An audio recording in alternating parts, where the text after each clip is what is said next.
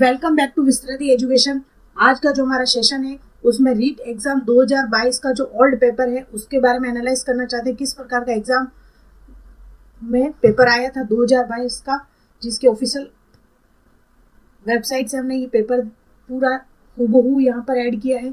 साथ ही इसकी जो आंसर की है वो भी जो बोर्ड ने मानी है उसके आंसर हमने इंक्लूड किए हैं। तो शुरुआत करते हैं हम इस पेपर की, जो कि आपका जो रीट का एग्जाम दोगे उसमें आपके लिए बेनिफिशियल रहेगा, क्योंकि आपको इससे आइडिया लगेगा कि किस प्रकार एग्जाम में क्वेश्चन आंसर बाल विकास के आते हैं। तो शुरू करते हैं हम आज के इस सेशन को बिना किसी देरी के। और ये जो रीट एग्जाम 2022 का ओल्ड पेपर के क्वेश्चन आंसर हम देखते हैं, जो कि आपके एग्जाम के लिए बेनिफिशियल रहेंगे। तो शुरुआत करते हैं। सबसे पहला जो क्वेश्चन था इसमें यह था, मैंने पूरी की पूरी यहाँ से जो एग्जाम की PDF है उससे ही यहाँ पर आपकी PPT रेडी की है, ताकि नो डाउट कि इसमें एग्जाम में इंग्लिश में आएगा कैसा है वो सारा आपका डाउट क्लियर रहेगा। ताकि तो इसमें बिना किसी देरी के हम पहला क्वेश्चन शुरुआत करते हैं, जिसमें लिखा है निम्न में से किसने अधिगम सिद्धांत का प्रतिपादन नहीं किया है। तो यहाँ पे एग्जाम में अपन क्या हड़बड़ी में रहते हैं और ये नहीं पढ़ना भूल जाते, तो अपने आप में एग्जाम में पेपर लेके बैठे हैं तब आपको ध्यान रखना है कि एक जैसे जैसे क्वेश्चन पढ़ते हैं वैसे वैसे आपको उस पर लाइन पर ध्यान देते हुए उसका आंसर करना है। निम्न में से किसने अधिगम सिद्धांत का प्रतिपादन नहीं किया है। आप अपने दिमाग में आंसर इसका सोच के रखें, जितने में इसका अपन डिस्कस करते हैं कि आपके कितने आंसर लास्ट में, आप इसमें से 30 में से आपके कितने आंसर यहाँ पर सही रहते हैं, ये मुझे कमेंट कर जरूर बताएं। तो अधिगम का जो सिद्धांत थे, अधिगम के जो सिद्धांत दिए थे थॉर्नडाइक ने भी दिया था, स्किनर ने भी दिया था, कॉलर ने भी दिया था। बात करें थॉर्नडाइक ने, तो थॉर्नडाइक ने उद्दीपक अनुक्रिया का सिद्धांत दिया था, कॉलर ने सूज का सिद्धांत, स्किनर ने पुनर्बलन का सिद्धांत दिया था। आपको मुझे कमेंट करके बताना है कि इन थॉर्नडाइक ने किस पर प्रयोग किया था, कॉलर ने किस पर किया था, स्किनर ने अधिगम का सिद्धांत का किसका प्रयोग किया था। बाद में हम अधिगम की पूरा सेशन जिसमें 1 या 2 घंटे का होगा, जिसमें अपन पूरे सारे अधिगम के सिद्धांत पूरा क्लियर कर लेंगे। यहाँ पर जो हो जाएगा ब्लूम हो जाएगा। क्या आंसर हो जाएगा? सीधा सा BS ब्लूम आंसर है, बोर्ड ने माना, और वास्तव में BS ब्लूम ही है, क्योंकि ब्लूम ने क्या दिए थे? मूल्यांकन के उद्देश्य दिए थे। क्या दिए थे? मूल्यांकन के उद्देश्य। और यदि आपने ब्लूम का जो मेरा वीडियो डाल रखा है वो पूरा नहीं देखा है तो वहाँ पर जाकर इसका पूरा देख सकते हैं। साथ ही हम यहाँ पर देखते हैं थॉर्नडाइक का भी महत्वपूर्ण है अधिगम के सिद्धांत। इन्होंने मुख्य और गौण 2 प्रकार के नियम दिए थे, जिसमें से मुख्य नियम में सबसे पहला प्रभाव का नियम, दूसरा तत्परता का नियम, तीसरा है अभ्यास का नियम। 3 नियम दिए थे। और इनके गौण नियम कौन कौन से हैं उनको हम देखते हैं। मनोवृत्ति का नियम, दूसरा बहु अनुक्रिया का नियम, तीसरा आंशिक क्रिया का नियम, चौथा अनुरूपता का नियम, 5वां संबंधित परिवर्तन का नियम। इनकी पूरी डिटेल से हम वीडियो बाद में देखेंगे, आज हम केवल पेपर को एनालाइज कर रहे हैं। अब अगला क्वेश्चन देखते हैं। निम्न में से किस सिद्धांत को पुनर्बलन का सिद्धांत देते हैं। सबसे जो पहला क्वेश्चन था उसमें अपन ने देखा था स्किनर ने जो क्रिया प्रस्तुत अनुबंधन का सिद्धांत दिया था, इसी को क्या कहते थे? पुनर्बलन का सिद्धांत कहते थे। और ये किसने दिया? स्किनर ने। उद्दीपक अनुक्रिया का सिद्धांत किसने दिया था? थॉर्नडाइक ने दिया था। शास्त्रीय अनुबंधन का सिद्धांत पावलो ने दिया। इसके लिए इनको क्या मिला था? नोबेल पुरस्कार भी मिला था। और अंतर्दृष्टि का सिद्धांत किसने दिया था? कोहलर ने दिया था। और किस पर प्रयोग किया था? कमेंट करके बताएं। नेक्स्ट क्वेश्चन देखते हैं हम। नेक्स्ट क्वेश्चन लेंथी है, लेकिन आपको उसमें ध्यान से पढ़ना है। निम्नलिखित में से उस उदाहरण का चयन कीजिए जो आंतरिक अभिप्रेरणा को दर्शाता है। अभिप्रेरणा कितने प्रकार की होती है? 2 प्रकार की होती है, आंतरिक और बाहरी। आंतरिक अभिप्रेरणा यानी कि आपको रीट की तैयारी करना है बिना किसी लालच के भी यदि आप तैयारी करते हो तो वो हो जाएगी आंतरिक अभिप्रेरणा। और बाहरी अभिप्रेरणा आपको नौकरी पैसों के लिए, किसी कारणवश अपनी रेपुटेशन के लिए यदि आप तैयारी कर रहे हो तो वो क्या हो जाएगी? बाहरी अभिप्रेरणा हो जाएगी। तो अपन इसमें देखते हैं आंतरिक अभिप्रेरणा के बारे में पूछा है। वंदना परीक्षा में अच्छे अंक प्राप्त करने के लिए कठोर परिश्रम कर रही है, यानी कि अपन भी जो रीट की तैयारी कर रहे हैं वो कठोर परिश्रम के लिए कर रहे हो, जिससे वह माता पिता से उपहार प्राप्त कर सके। तो ये इसका आंसर क्यों नहीं होगा? क्योंकि ये बाहरी अभिप्रेरणा को प्रदर्शित करता है। उर्मिला फटाफट गृह कार्य समाप्त कर, क्योंकि गृह कार्य समाप्त कर टीवी देख सके, यानी उसका उद्देश्य क्या हो गया? वह कार्य किस लिए कर रही है? क्योंकि वह टीवी देख सके। तो ये भी इसका बाहरी अभिप्रेरणा हो गई। इला बहुत सारी पुस्तकें पढ़ रही है क्योंकि वह जिले में प्रथम स्थान प्राप्त करके विद्यालय का नाम जिला स्तर पर रोशन करना चाहती है, यानी कि वो भी किसी लालच में ही कर रही है। तो ये भी क्या हो गई? बाहरी अभिप्रेरणा हो गई। मेघा अपने परियोजना कार्य के लिए विभिन्न स्रोत तलाश रही है क्योंकि वह नई जानकारी प्राप्त करने में रुचि रखती है। और रुचि क्या है? आंतरिक है। क्या है? आंतरिक अभिप्रेरणा है। तो इसका जो आंसर हो जाएगा ऑप्शन नंबर डी हो जाएगा। इस प्रकार आपको पूरा एग्जाम में पेपर को पूरा एनालाइज करके उसका आंसर करना है। निम्न में से कौन सा उत्तम विशेषताओं को से भिन्न है? यानी उत्तम परीक्षण होते हैं, उनकी बहुत सारी विशेषताएं होती है, उनको आगे की स्लाइड में मैंने ऐड किया है। विश्वसनीयता, वैधता और वस्तुनिष्ठता, ये तीनों क्या है? उत्तम परीक्षण की विशेषता के अंतर्गत आते हैं। लेकिन अभिक्षमता क्या है? इससे संबंधित नहीं है। तो क्या है? भिन्न पूछ लिया, यहाँ पर नहीं देकर क्या प्रश्न घुमा के क्वेश्चन बिल्कुल इजी होंगे, लेकिन उनकी लैंग्वेज आपको पूरा घुमाएगी। उस समय आपके पास एग्जाम में ऐसा रहेगा कि आपको समझ में नहीं आएगा क्वेश्चन पूछा क्या है। यहाँ पे कुछ नहीं किया, विशेषता नहीं की जगह भिन्न कर दिया। भिन्न मतलब इससे अलग है। तो इसमें आंसर क्या हो जाएगा? Option D. क्वेश्चन बिल्कुल इजी होगा, लेकिन उसकी लैंग्वेज को समझना, आपको जितने ज्यादा आप क्वेश्चन करेंगे उतने आप क्वेश्चन सही कर पाएंगे वहां पे एग्जाम में। अब एक बार हम इसको देख लेते हैं। अच्छी परीक्षण में मुख्य विशेषता क्या होती है? सबसे पहले बात करें वैधता। वैधता क्या है? इसके लिए एक परिभाषा है कॉर्नब्रेक। इन्होंने क्या? किसी परीक्षण की वैधता उसकी वह सीमा है जिस सीमा तक वह मापता है जिसके लिए इसका निर्माण किया गया। यदि आपने कोई टेस्ट लिया है, उस टेस्ट का जो मुख्य उद्देश्य यदि वो पूरा हो रहा है तो वो उसके अच्छे परीक्षण की मान्यता को पूरा करता है। यानी वैधता क्या हुआ? जिस उद्देश्य से आपने उस एग्जाम को लिया है वो यदि पूरा कर रहा है तो वो क्या है? वैध है। अब बात करें विश्वसनीयता। विश्वसनीयता क्या है? विश्वसनीयता का अभिप्राय ऐसा परीक्षा है से जो बार बार प्रशासित करने पर एक ही निष्कर्ष प्राप्त हो। यानी कि उस परीक्षण की इतनी विशेषता होनी चाहिए, विश्वसनीयता होनी चाहिए। यदि आप उस पेपर को बार बार लेते हैं फिर भी यदि अंकों में कोई अंतर नहीं आ रहा तो यानी कि पेपर एकदम करेक्ट है, यानी कि उस पेपर में डिफरेंस नहीं आ रहा, वो विश्वसनीय है। तो विश्वसनीय आपको समझ में आ गया। अब बात करें वस्तुनिष्ठता। वस्तुनिष्ठता कब होगी? यदि आपका रीट का एग्जाम यदि एमसीक्यू ना होकर रिटर्न वैसा जैसे अपन स्कूलों में एग्जाम देते वैसा होगा तो क्या वो एग्जाम वस्तुनिष्ठता को स्पष्ट करेगा? बिल्कुल नहीं, क्योंकि उस पर क्या होगा? जैसे कि मूल्यांकन करता है उसके ऊपर डिपेंड करेगा नंबर, लेकिन एमसीक्यू होने पर उसमें क्या होता है? निर्णायक के जो विचार है उनका उसके ऊपर प्रभाव नहीं पड़ेगा।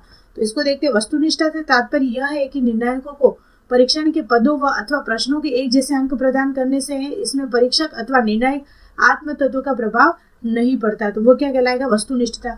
व्यापकता क्या है? व्यापकता यानी कि जो आपका सिलेबस रीट का दिया है, फर्स्ट ग्रेड का दिया, जो भी सिलेबस आपका दिया है उसमें केवल एक ही यूनिट से सारा पेपर बना दे, क्या वो व्यापक होगा? नहीं।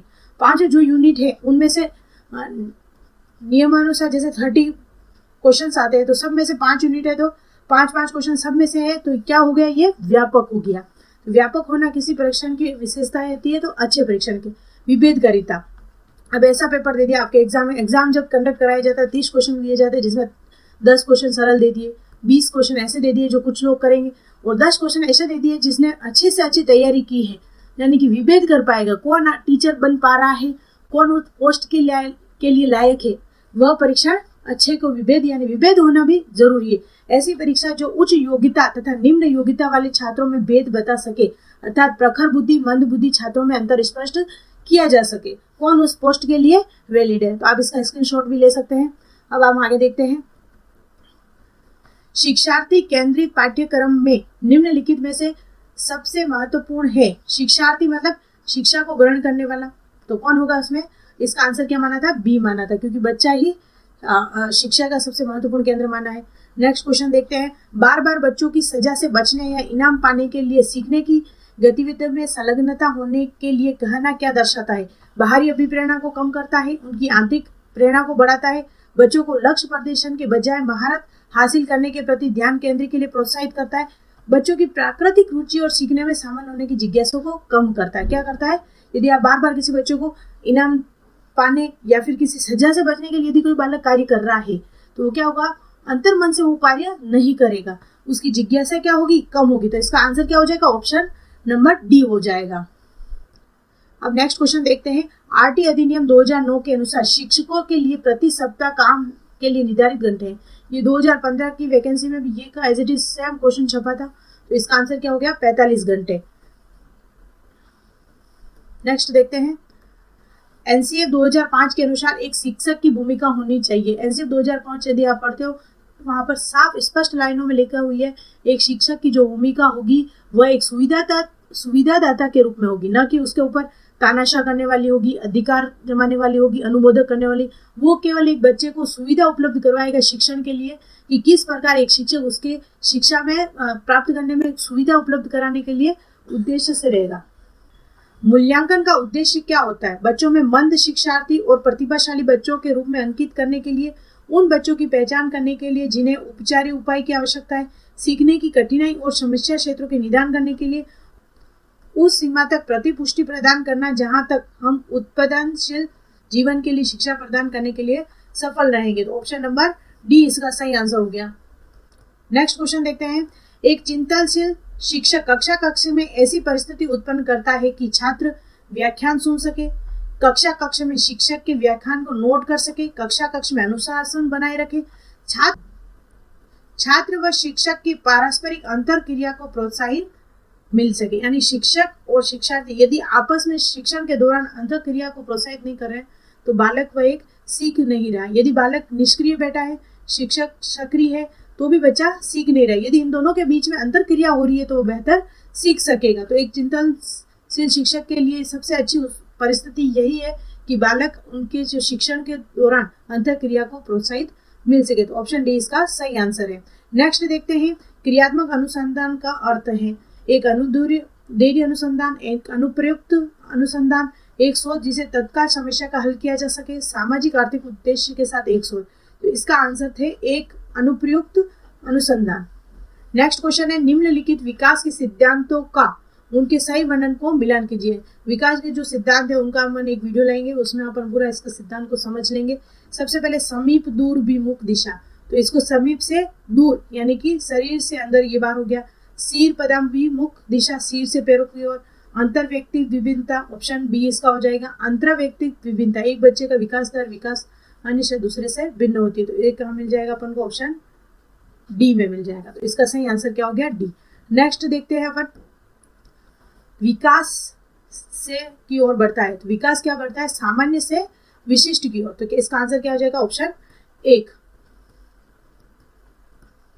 जैसे सामान्य से विशिष्ट, यदि आप बच्चा देखोगे सबसे पहले तो वो पूरा अपना हाथ हिलाता है, मतलब सामान्य क्रिया कर रहा है, धीरे धीरे वो अपने अंगुलियों को भी हिलाता है, तो मतलब सामान्य से किसी चीज को विशिष्ट की ओर वह बढ़ता है। नेक्स्ट क्वेश्चन देखिए, निम्नलिखित में से कौन सी बचपन की विशेषताएं नहीं है?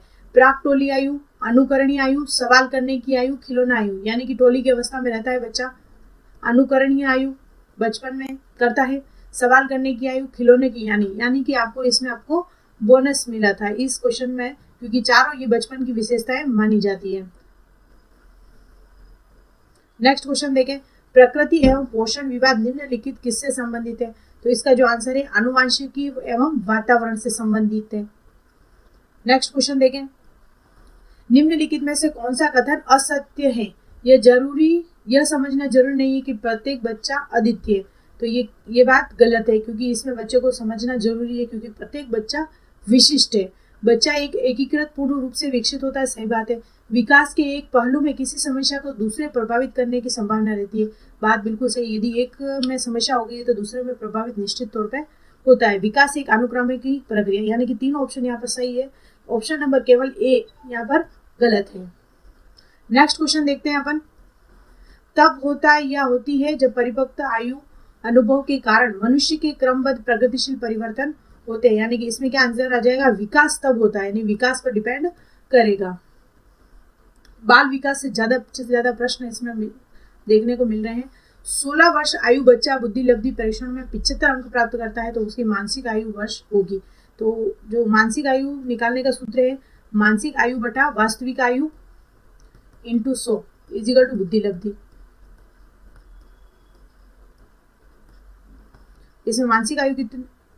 16 वर्ष का वास्तविक आयु दे रखी है 16, अपन को मानसिक आयु निकालनी है, इसको x करो इंटू 100 और दे रखी है 75, तो ये 100 इसके नीचे चला गया, ये 16, इसको काटेंगे तो अपन 4 चौक 16, 4 तिया 12, यानी कि आंसर क्या आ गया इसका? 12 वर्ष। इसकी मानसिक आयु क्या हो गई? 12 वर्ष। तो फॉर्मूले में रखकर कैसे सोल्व करना है। 1 नंबर का क्वेश्चन आपका निश्चित तौर से बुद्धि लब्धि का निकालने का आएगा, तो इस प्रकार इस सूत्र को भी अपन देख लेंगे। एक वीडियो लाएंगे जिसमें बुद्धि लब्धि के सारे सूत्र किस प्रकार किसने कितने दिए वो पूरा अपन एनालाइज कर लेंगे। नेक्स्ट क्वेश्चन है, प्रत्येक व्यक्ति का कार्य निश्चित योग्यताओं का प्रतिबिंब होता है। किस विशेष कार्य करने में व्यक्ति अपने समस्त मानसिक योग्यताओं में से कुछ प्रतिदेश के रूप में चुनाव करता है। यह सिद्धांत किसने दिया? तो प्रतिदेश का सिद्धांत दिया था थॉमसन ने। तो इसका आंसर क्या हो गया? ऑप्शन डी आंसर हो गया। निम्न में से कौन सी व्यक्तित्व मापन की प्रक्षेपी विधि है? निर्धारण मापी, अवलोकन, साक्षात्कार, ये सारी अप्रक्षेपी विधि है, जबकि प्रक्षेपी विधि कथा, नक, संप्रेषण, प्रशिक्षण है। नेक्स्ट क्वेश्चन देखते हैं, प्रतिभाशाली बालक की बुद्धि लब्धि होती है। तो प्रतिभाशाली जो बालक की बुद्धि लब्धि होती है वो 140 होती है। तो इसका आंसर ऑप्शन बी सही है। नेक्स्ट क्वेश्चन देखते हैं, स्कूलों को व्यक्तिगत विभिन्नताओं को ध्यान रखना चाहिए क्योंकि प्रत्येक छात्र विशिष्ट महसूस करवाने हेतु, छात्रों के बीच अंतर को कम करने हेतु, छात्र छात्राओं की क्षमताओं और प्रदर्शनों को नहीं जानने हेतु, समझने के लिए छात्र सीखने में समर्थ असमर्थ क्यों रहा, सबसे निदान करना बालक का। तो सबसे पहले उनको जानना जरूरी है, क्योंकि यदि बालक पता ही नहीं चलेगा प्रत्येक बालक डिफरेंस क्या है, तो वो सीखने में समर्थ है या असमर्थ उसको जानने के लिए। तो ऑप्शन डी इसका सही आंसर हो गया। नेक्स्ट क्वेश्चन देखते हैं हम, प्रतिभाशाली बालक के लक्षण क्या है? प्रतिभाशाली बालक के लक्षण क्या? अभिव्यक्ति, नव्यता, जिज्ञासा। सबसे जो प्रतिभाशाली बालक होता है उसमें क्या होती है? सबसे मुख्य रूप से जिज्ञासा। तो ऑप्शन सेकंड किसमें? इसमें है, इसमें है और इसमें है। वार्तालाप प्रियता, जरूरी नहीं है वो वार्तालाप के लिए प्रिय हो, तो तीसरा ऑप्शन नहीं होगा। अति शीघ्रता भी मानी जाती है, तो गया ऑप्शन सी। नेक्स्ट क्वेश्चन देखते हैं, बुद्धि लब्धि के लिए निम्नलिखित फॉर्मूला किसने दिया? यहाँ पर कंफ्यूज नहीं होना है, कालानुक्रमिक आयु पूछिए। तो ये सबसे पहले जो दिया था यहाँ पर अगर मानसिक आयु बटा वास्तविक आयु होता तो इसका आंसर हो जाता विलियम स्टर्न, जबकि यहाँ पर कालानुक्रमिक आयु है तो इसका आंसर क्या हो जाएगा? टर्मन हो जाएगा। तो ऑप्शन बी इसका सही आंसर है। नेक्स्ट क्वेश्चन देखते हैं, सृजनात्मक मुख्यतः किससे संबंधित है? अति शीघ्रता से, कम बोधगम्यता से, अभिसारी चिंतन से, अपसारी चिंतन। सृजनात्मक है जो मुख्यतः किससे संबंधित है? अपसारी चिंतन से। नेक्स्ट क्वेश्चन देखते हैं, निम्नलिखित में से कौन सी स्थिति समायोजन को बढ़ावा देती है? समायोजन का भी एक क्वेश्चन निश्चित तौर पे आपके एग्जाम को देखने को मिलेगा। तीव्र चिंता, अपराध बोध के बारे में जुनूनी सोच, बीमारी का डर, विक्षिप्त भय और चिंता से मुक्ति। तो इसमें क्या समायोजन को बढ़ावा देने के लिए, यानी किसी भी चिंता और विक्षिप्त भय को दूर करने के लिए समायोजन जरूरी है। तो इसमें ऑप्शन डी इसमें आरपीएससी ने सही माना था। नेक्स्ट क्वेश्चन 27वां क्वेश्चन है, कक्षा 2 की छात्रा षष्ठी को अध्यापिका ने मूल गणित विषय के सवाल हल करवाए। अगले दिन उसने बाजार में सामान खरीदने के उपरांत दुकानदार दी गई योग की गलती को चिन्हित करके सही करवाया। यह अधिनियम कौन सा प्रकार, यानी उसने एक परिस्थिति में सीखा हुआ ज्ञान दूसरी परिस्थिति में यूज किया, तो क्या हुआ? एक सकारात्मक स्थानांतरण हुआ। क्या हुआ? सकारात्मक स्थानांतरण। तो इसका ऑप्शन बी इसका सही आंसर है। नेक्स्ट क्वेश्चन देखिए, एक व्यक्ति में एक समय में 2 विपरीत इच्छाओं का द्वंद्व कहलाता है। तो क्या कहलाता है? द्वंद्व। यदि आप अभी सोच रहे होंगे रीट का एग्जाम भी आ गया है, आरएस की वैकेंसी भी आ गई है, फर्स्ट ग्रेड की भी आ गई है, तो आप सभी के सामने द्वंद्व होगा कौन सी वैकेंसी की आप तैयारी करें जिसमें आप जॉब लग सके। तो अभी सभी के सामने द्वंद्व की स्थिति है, किसकी तैयारी की जाए। तो ये किस प्रकार की अवस्था है? द्वंद्व की अवस्था। नेक्स्ट क्वेश्चन देखें, रवि का बुद्धि परीक्षण इंगित करता है कि वह औसत से लेकर औसत से अधिक बुद्धिमत्ता की श्रेणी में आता है। हालांकि पढ़ने, वर्तनी, सामाजिक विज्ञान के विषय में ग्रेड बहुत कम है, उसके गणित के ग्रेड काफी अधिक है। रवि लेखन कौशल में अच्छा है, रवि में अधिक संभावना है, यानी लेखन कौशल अच्छा है तो डिस्ग्राफिया होगा नहीं, और कैलकुलेशन उसकी अच्छी है तो ये होगा नहीं, और बोलने संबंधी और डिसलेक्सिया, तो इसमें क्या है? ग्रेड भी अच्छे, बाकी सब में अच्छे हैं, तो इसमें जो आंसर हो जाएगा वो डिसलेक्सिया, यानी कि पढ़ने संबंधी विकृत होने की संभावना है। क्योंकि रवि लेखन कौशल में अच्छा है तो बोलने वाला ये ऑप्शन होगा नहीं। रवि में अधिक संभावना है डिसलेक्सिया, यहाँ पर ऑप्शन सी आरपीएससी ने सही माना था। नेक्स्ट क्वेश्चन है, इस रीट एग्जाम का अंतिम 30वां क्वेश्चन है, सीखना व्यवहार में उत्तरोत्तर सामंजस्य की प्रक्रिया है। ये किसने कहा था? स्किनर ने कहा था। यदि हम इसका पूरा एनालाइज करें तो इसमें आपको देखने को मिलेगा बाल विकास के क्वेश्चन अच्छे देखने को मिले हैं, 2 परिभाषाएं देखने को मिली है, एक सूत्र मिला है, परिस्थिति के अकॉर्डिंग 5 से 6 क्वेश्चन परिस्थिति जन क्वेश्चन है, और फैक्चुअल क्वेश्चन आप मान के चलिए 4-5 क्वेश्चन फैक्चुअल है। कुल मिला के इसका जो साइकोलॉजी या फिर बाल विकास, वैसे एग्जाम में लिखी जाती है, एग्जाम में आती है आपकी बाल विकास और अपन पढ़ते हैं साइकोलॉजी, शिक्षा मनोविज्ञान पढ़ने लग जाते हैं, लेकिन आपको पढ़नी ही बाल विकास है। तो सबसे पहला प्रश्न आता है हमारे सामने, एक अधिगम विकलांगता जिसमें लिखावट में कठिनाई शामिल हो है कहलाता है। वैसे माना जाता है रीट के अभी तक के जितने भी एग्जाम हुए, टोटल 6 एग्जाम है, उन सब के हम डिस्कस करेंगे। जो कि 2018 का सबसे साइकोलॉजी यानी कि बाल विकास का सबसे टफ जो पेपर माना जाता है वो 2018 का माना जाता है, क्योंकि इसमें सबसे कम मेरिटरी थी और ये सबसे विवादापूर्ण प्रश्न भी था। इसमें कुल मिला के 2 बोनस भी इंक्लूड है, वो सारे डिस्कस हम करेंगे। तो सबसे पहले हमारा जो प्रश्न है, एक अधिगम विकलांगता में लिखावट की कठिनाई शामिल है। डिसलेक्सिया, डिसकैल्कुलिया, डिस्ग्राफिया, ध्यान अवधान अधिक सक्रियता संबंधी विकार। सबसे पहले हम बात करें इनको वर्ड को याद करने की, मैं एक आपको टेक्निक बता देती हूँ। डिसलेक्सिया, ले से याद रखना है आपको, लर्निंग क्या याद रखना है, लर्निंग। लर्निंग का मतलब क्या होता है, पढ़ना। तो डिसलेक्सिया क्या हो जाएगा, पढ़ने संबंधित विकार, पढ़ने संबंधी विकार। डिसकैल्कुलिया, कैलकुलेशन अपन किससे करते हैं, कैलकुलेटर से। तो गणित संबंधी जो भी विकार है वो डिसकैल्कुलिया के संबंध में आ जाएगा, गणित के संबंधित।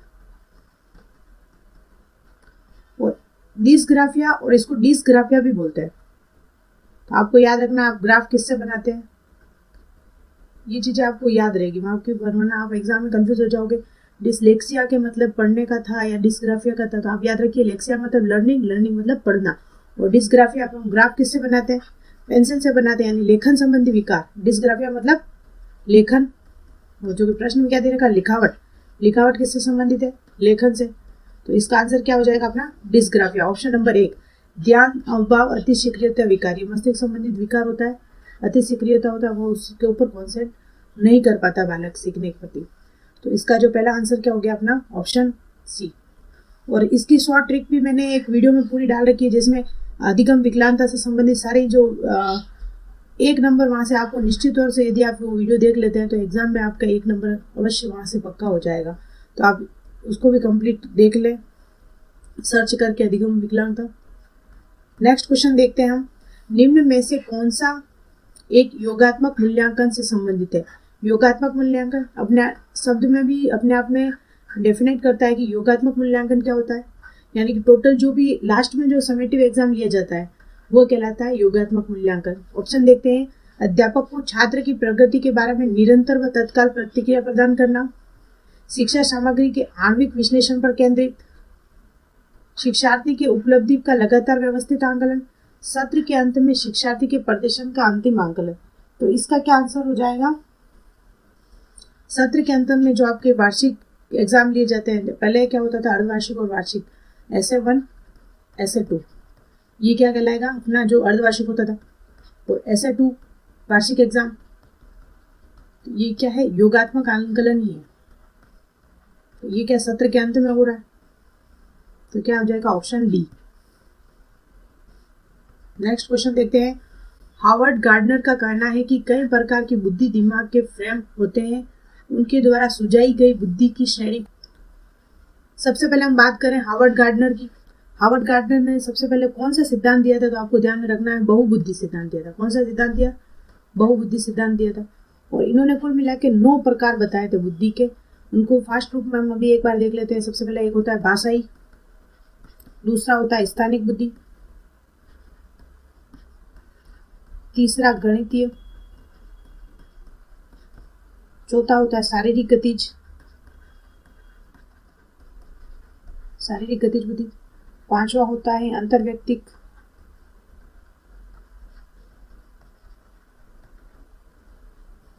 छठा अपना अंतः या फिर इसको कहते हैं आत्मनव बुद्धि,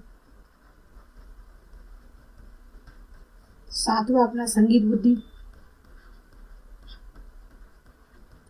प्रारंभ में जब बहुबुद्धि सिद्धांत दिया था उस समय उन्होंने कुल 7 सिद्धांत दिए थे, लेकिन उन्होंने कलर चेंज कर देते हैं, लेकिन उन्होंने 1998 में एक सिद्धांत इसमें और इंक्लूड कर दिया। कौन सा, 8वें नंबर का प्रकृतिवादी। और 2000 में इन्होंने एक अंतिम, जो कि 9 हो गए टोटल, अस्तित्ववादी, कौन सा दिया, अस्तित्ववादी सिद्धांत। तो एक बार वापस देख लेते हैं अपन। गार्डनर कौन है, एक वैज्ञानिक है जिन्होंने बुद्धि के बहुबुद्धि सिद्धांत दिया। इन्होंने टोटल पूछ ले कितने सिद्धांत दिए थे, 9 सिद्धांत दिए थे। उसमें से भाषाई, स्थानिक, गणितीय, शारीरिक गतिज सिद्धांत, अंतर्व्यक्तिक, अंतः आत्मन बुद्धि, संगीत बुद्धि, ये सारे उस समय 1983 में दे दिए थे ये सिद्धांत। लेकिन 1991 में इन्होंने इनमें प्रकृतिवादी और 2000 में इन्होंने अस्तित्ववादी को और इंक्लूड कर दिया। तो अब इसमें से ऑप्शन देख के बताओ कि बुद्धि का कौन सी श्रेणी है। विश्लेषण बुद्धि दी थी क्या, नहीं दी थी। रचनात्मक बुद्धि दी थी क्या, नहीं दी थी। व्यवहारिक बुद्धि दी थी, नहीं दी थी। तो गार्डनर ने जो बुद्धि का कौशल सिद्धांत दिया था वो कौन सा है, प्रकृतिवादी। तो ऑप्शन सी यहाँ पर बिल्कुल सही हो जाएगा। नेक्स्ट देखते हैं, हमारे देश में कई बच्चे एक से अधिक भाषा बोलते हैं। निम्न में से पता लगाए कि 2 भाषाओं को बोलने की क्षमता वाले बच्चों के लिए सही लाभ होगा। अवधान गठन करने में सुविधा, यदि कोई बच्चा 2 लैंग्वेज जान रहा है तो उसमें क्या कौन कौन से लाभ हो सकते हैं। अवधान गठन यानी कोई भी चीज समझने में उसको सुविधा होगी, बिल्कुल सही बात है। विश्लेषणात्मक तर्क में सुविधा मिलेगी। संज्ञानात्मक लचीलेपन में सुविधा, यानी कि उसने सोचने समझने में भी क्या डेवलपमेंट होगा उसका, यदि अधिक भाषाओं का ज्ञान है तो होगा। तो यहाँ जो ऑप्शन हो जाएगा ऑप्शन 4 उपयुक्त सभी यहाँ का आंसर हो जाएगा। नेक्स्ट क्वेश्चन देखें, अध्यापक कक्षा में कुछ गतिविधि कर रहा है, जैसे न केवल यह पूछ रहा है कि क्या हुआ बल्कि यह पूछ रहा है कैसे और क्यों।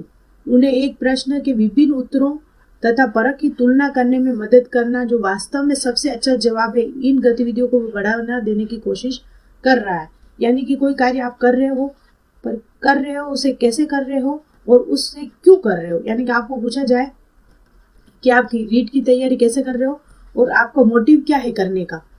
तो मेरा क्या एक विरोधाभास आपसे प्रश्न हो रहा है कि नहीं हो रहा है, कि आप मुझे उत्तर दोगे कैसे। सबसे पहले तो आप क्यों कर रहे हो और उसे कैसे कर रहे हो। तो इसका क्या है, एक आलोचना उत्पन्न हो रही है। कैसे सोच हो रही है, आलोचना। तो इसका जो आंसर हो जाएगा आलोचनात्मक सोच। ऑप्शन बी इसका करेक्ट आंसर हो जाएगा।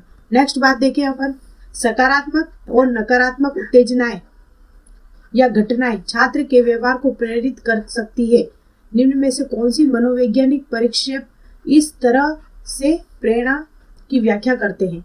यानी कोई भी चीज आपको पॉजिटिव और नेगेटिव दोनों उत्तेजनाओं को आपके व्यवहार में प्रेरित कर रही है, तो सबसे पहले ये सीधा किसमें जाएगा, आपके व्यवहार में जाएगा। तो ऑप्शन बी इसका सही आंसर हो जाएगा। का मतलब विषय शैक्षिक आवश्यकता वाले बच्चों को नियमित कक्ष में शिक्षित करना है। सबसे पहले इस शब्द को समझते हैं। समावेश क्या है, समावेश ऐसी शिक्षा है जहाँ पर किसी भी बच्चे में भेद न करना है, न भेद करके उन सबको एक साथ पढ़ाना है। चाहे वो बालक प्रतिभाशाली बालक क्यों ना हो, वह बालक क्यों ना मंद बुद्धि ही क्यों ना हो, या फिर विशेष आवश्यकता वाला बालक ही क्यों ना हो, उनके मन में कोई भी भेद नहीं होना चाहिए और उनको एक साथ उनके को शिक्षा देना ही क्या कहलाता है, समावेश शिक्षा कहलाता है।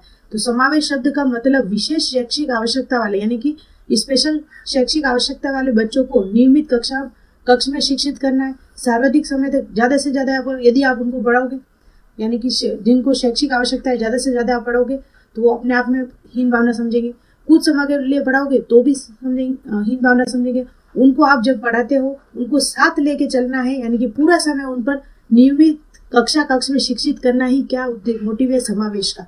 तो इसका जो आंसर हो जाएगा हमारा पूरा समय, क्या होगा, पूरा समय। न तो उनको सर्वाधिक समय देना है, न ही उनको कुछ समय देना है, तो उनको पूरा समय आपको उनको साथ में लेकर चलना है। यही क्या कहलाया, हमारा समावेश कहलाता है। नेक्स्ट क्वेश्चन देखते हैं। एक भाषा शिक्षक कक्षा में कविता का विवरण समझाकर कक्षा में कविता पढ़ रहा है सबसे पहले, और छात्रों को स्पष्टीकरण से निष्कर्ष निकालने या व्यापक विचार करने के लिए कर रहा है। यह एक प्रकार का उदाहरण है। सबसे पहले तो क्या कर रहा है, वो कविता का क्या कर रहा है, उनको समझा रहा है। और समझा किसके भी माध्यम से सकता है, उदाहरण के माध्यम से भी समझा सकता है। और स्पष्टीकरण से निष्कर्ष, ये किस विधि का तर्क है, तो ये स्पष्टीकरण से निष्कर्ष की ओर बढ़ना आगमन का विधि का है। और यदि तर्क निष्कर्ष से स्पष्टीकरण पहुंचेंगे तो उसमें निगमनात्मक तर्क हो जाएगा, यानी कि आगमन और निगमन। सबसे पहले हम बात करें आगमन, एक होता है निगमन। आगमन में क्या होगा, बालक को अपन सबसे पहले उदाहरण प्रस्तुत करेंगे, कुछ समझाएंगे, उसके बाद उसके ऊपर निष्कर्ष निकालेंगे कि हाँ इस वजह से ये इसका आंसर होता है या निष्कर्ष होता है। और एक होता है अपन ने डायरेक्ट आंसर बता दिया निष्कर्ष, फिर अपन उसको उदाहरण प्रस्तुत कर रहे हैं, ये क्या हो जाएगा अपना निगमन। यहाँ पे जो आंसर है ऑप्शन ए हो जाएगा। मनोविश्लेषणात्मक का मानना है कि एक प्राथमिक साधन है जिसके द्वारा ईगो ईड। सबसे पहले हम बात करें तो मनोविश्लेषणात्मक सिद्धांत किसने दिया था, तो फ्राइड ने दिया था मनोविश्लेषणात्मक का सिद्धांत। इन्होंने क्या कही थी, मन की कितनी स्थितियों को बताया था। सबसे पहले ईड, ईगो और सुपर ईगो। ईड का संबंध किससे होता है, कौन सी प्रवृत्ति से होता है, तो राक्षसी प्रवृत्ति से होता है, राक्षसी प्रवृत्ति से होता है। ईगो का मानवतावादी से, और सुपर ईगो कौन होगा, देवत्व प्रवृत्ति से। यह प्रश्न में क्या कह रहा है, मनोविश्लेषणात्मक का मानना है कि एक प्राथमिक साधन है जिसमें के द्वारा ईगो ईड पर आच्छादित रखता है, यानी कि ईड है मानवता, यानी कि व्यक्ति यदि पूर्ण नहीं बन रहा है तो उसके ऊपर किसका काम कर रहा है, ईगो इसके ऊपर क्या कर रहा है कि प्रेशराइज कर रहा है, क्या कर रहा है, प्रेशराइज कर रहा है कि आपको मानवतावादी व्यवहार में होना चाहिए, यानी कि आपको राक्षसी प्रवृत्ति यानी कि बुरा नहीं बनना है, अच्छे कार्य करने हैं, समाज के लिए अच्छा एग्जाम्पल क्रिएट करना है, तो वो एक क्या है मानवतावादी, इसके ऊपर क्या हो रहा है, प्रेशराइज दबाव डाल रहा है। तो इसका जो आंसर हो जाएगा ऑप्शन डी, दबाव। नेक्स्ट क्वेश्चन की बात करें, अंतर्मुखी बहिर्मुखी व्यक्तित्व का लक्षण निम्न में से प्रस्तावित है। जो व्यक्तित्व का दो भाग बताए थे, अंतर्मुखी और बहिर्मुखी, ये किसने बताए थे, हैंस आइजेक ने बताए थे। नेक्स्ट क्वेश्चन देखते हैं, निम्न में से कौन सा सर्वोत्तम उदाहरण है कि प्रेरणा क्या है।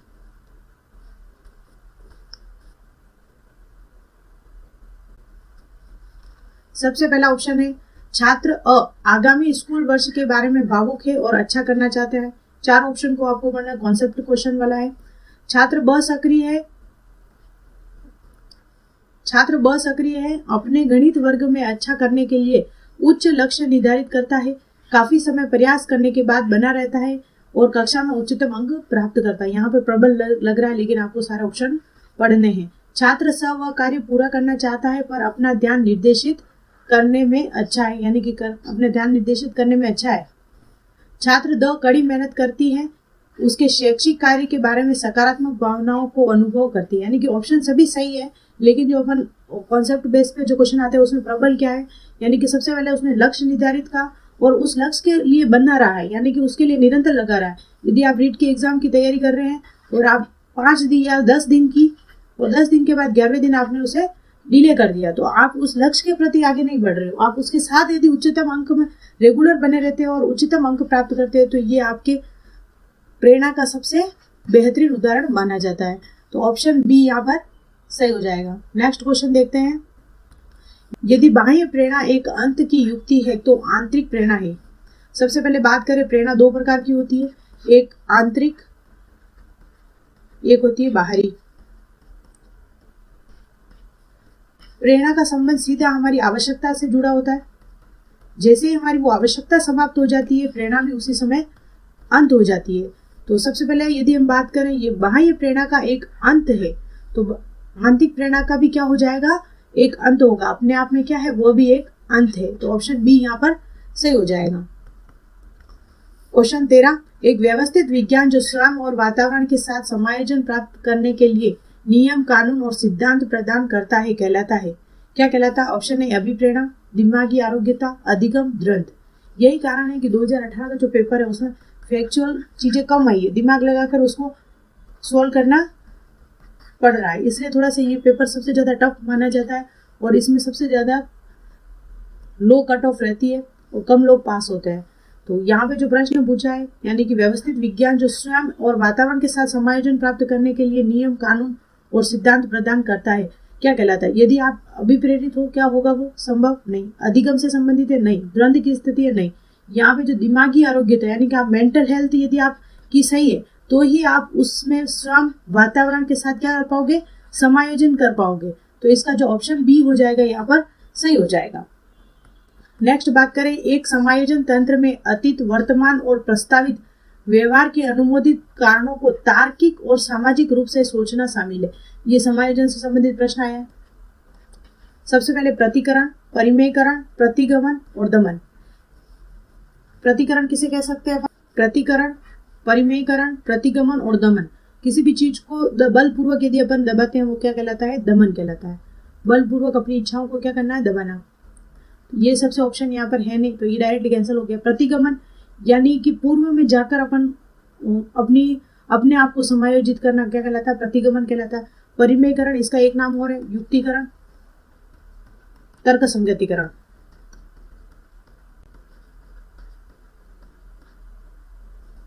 यहाँ पे देखो एक समायोजन तंत्र है जिसमें अतीत, वर्तमान और प्रस्तावित व्यवहार को अनुबंधित कारणों से तार्किक यानी तर्क संगत देकर उसको समाप्त किया जा रहा है। जैसे कि अपन इसमें जो कहावत शामिल है, अंगूर खट्टे हैं। कौन सी? अंगूर खट्टे। लोमड़ी ने तर्क के साथ उत्तर दिया कि मैं अंगूर क्यों नहीं खाना। लोमड़ी ने अपने आप को समायोजित कैसे किया कि मैं अंगूर क्यों नहीं खाना चाहती हूँ? क्योंकि अंगूर खट्टे है। उसने तर्क प्रस्तुत किया। तो इसका जो आंसर हो जाएगा परिमेयकरण हो जाएगा। ऑप्शन बी इसका करेक्ट आंसर रहने वाला है। नेक्स्ट बात, स्कूल के संगठनात्मक स्थापना छात्रों के अधिगम को प्रभावित करती है। यह पहलू उस श्रेणी से संबंधित है। स्कूल की जो स्ट्रक्चर है वो किस पर डिपेंड करता है? क्रियात्मक कारक है, मनोवैज्ञानिक कारक है, सामाजिक कारण है, अन्य कारण है। स्कूल क्या है? स्कूल हमारा क्या है? समाज का एक हिस्सा है, महत्वपूर्ण। तो यहाँ पर जो मुख्य आंसर हो जाएगा हमारा सामाजिक कारक। तो ये सामाजिक कारक में सम्मिलित है। नेक्स्ट क्वेश्चन देखते हैं, निम्न स्थितियों में से कौन समायोजन को बढ़ावा देता है? तीव्र उत्सुकता, अपराध का जुनूनी विचार, बीमारी का डर, न्यूरोटिक भय और चिंता से मुक्ति। तो समायोजन का मुख्य क्या है? सबसे पहले अपने आप को मेंटली हेल्थ को क्या करना है? रिकवर करना है। और चिंता से मुक्त होने के लिए हम क्या करते हैं?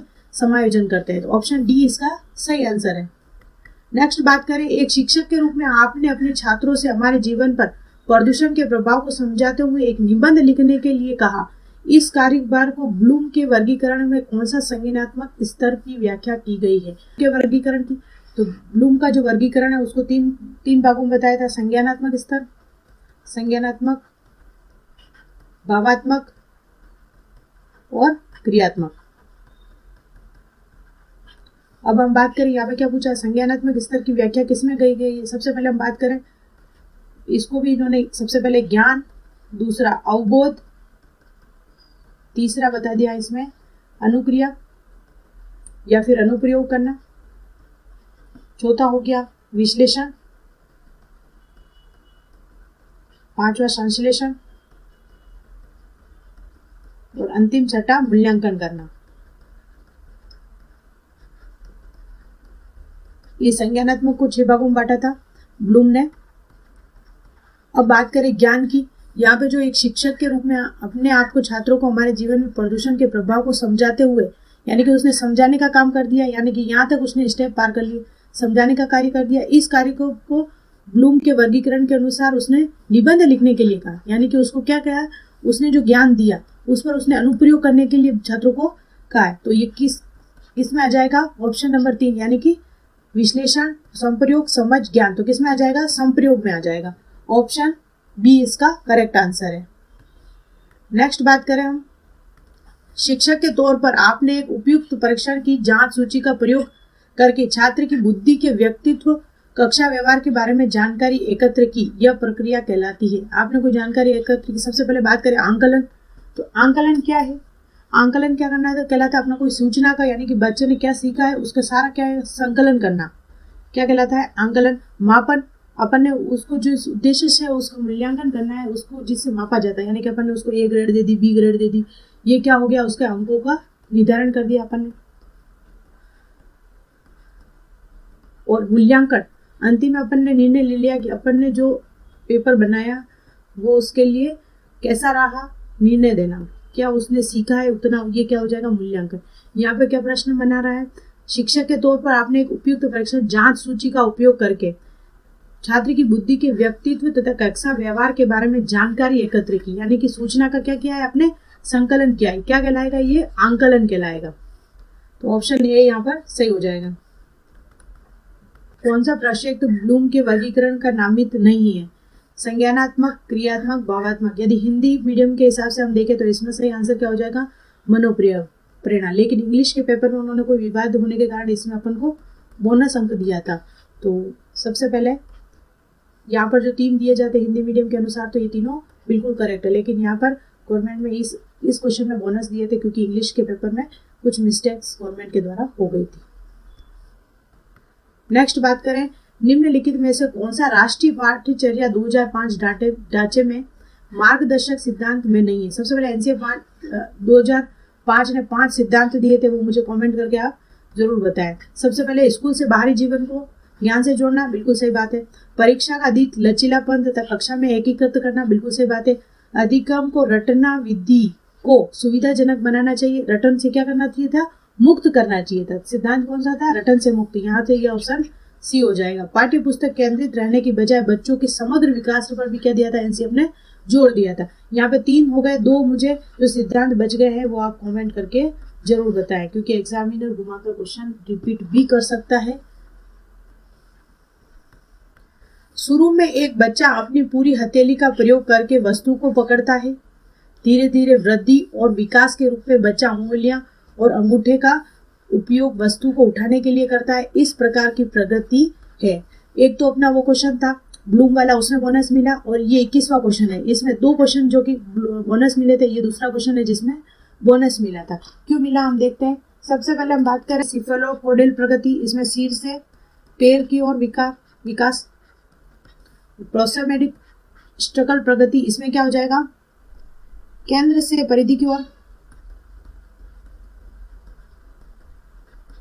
और व्यापक से विशिष्ट कार्रवाई प्रगति, यानी कि जो बच्चा धीरे धीरे वृद्धि विकास के रूप में अंगुलियां फिर अंगूठे का प्रयोग करते हुए वस्तु उठाने में करता है। इसमें ऑप्शन बी भी सही है, ऑप्शन सी भी सही है। इस कारण इस क्वेश्चंस में आपको क्या मिला था, बोनस अंक मिला था। तो ऑप्शन बी और सी दोनों सही होने के कारण क्या हो गया, इस क्वेश्चन विवादापूर्ण रहा और बोनस मिला।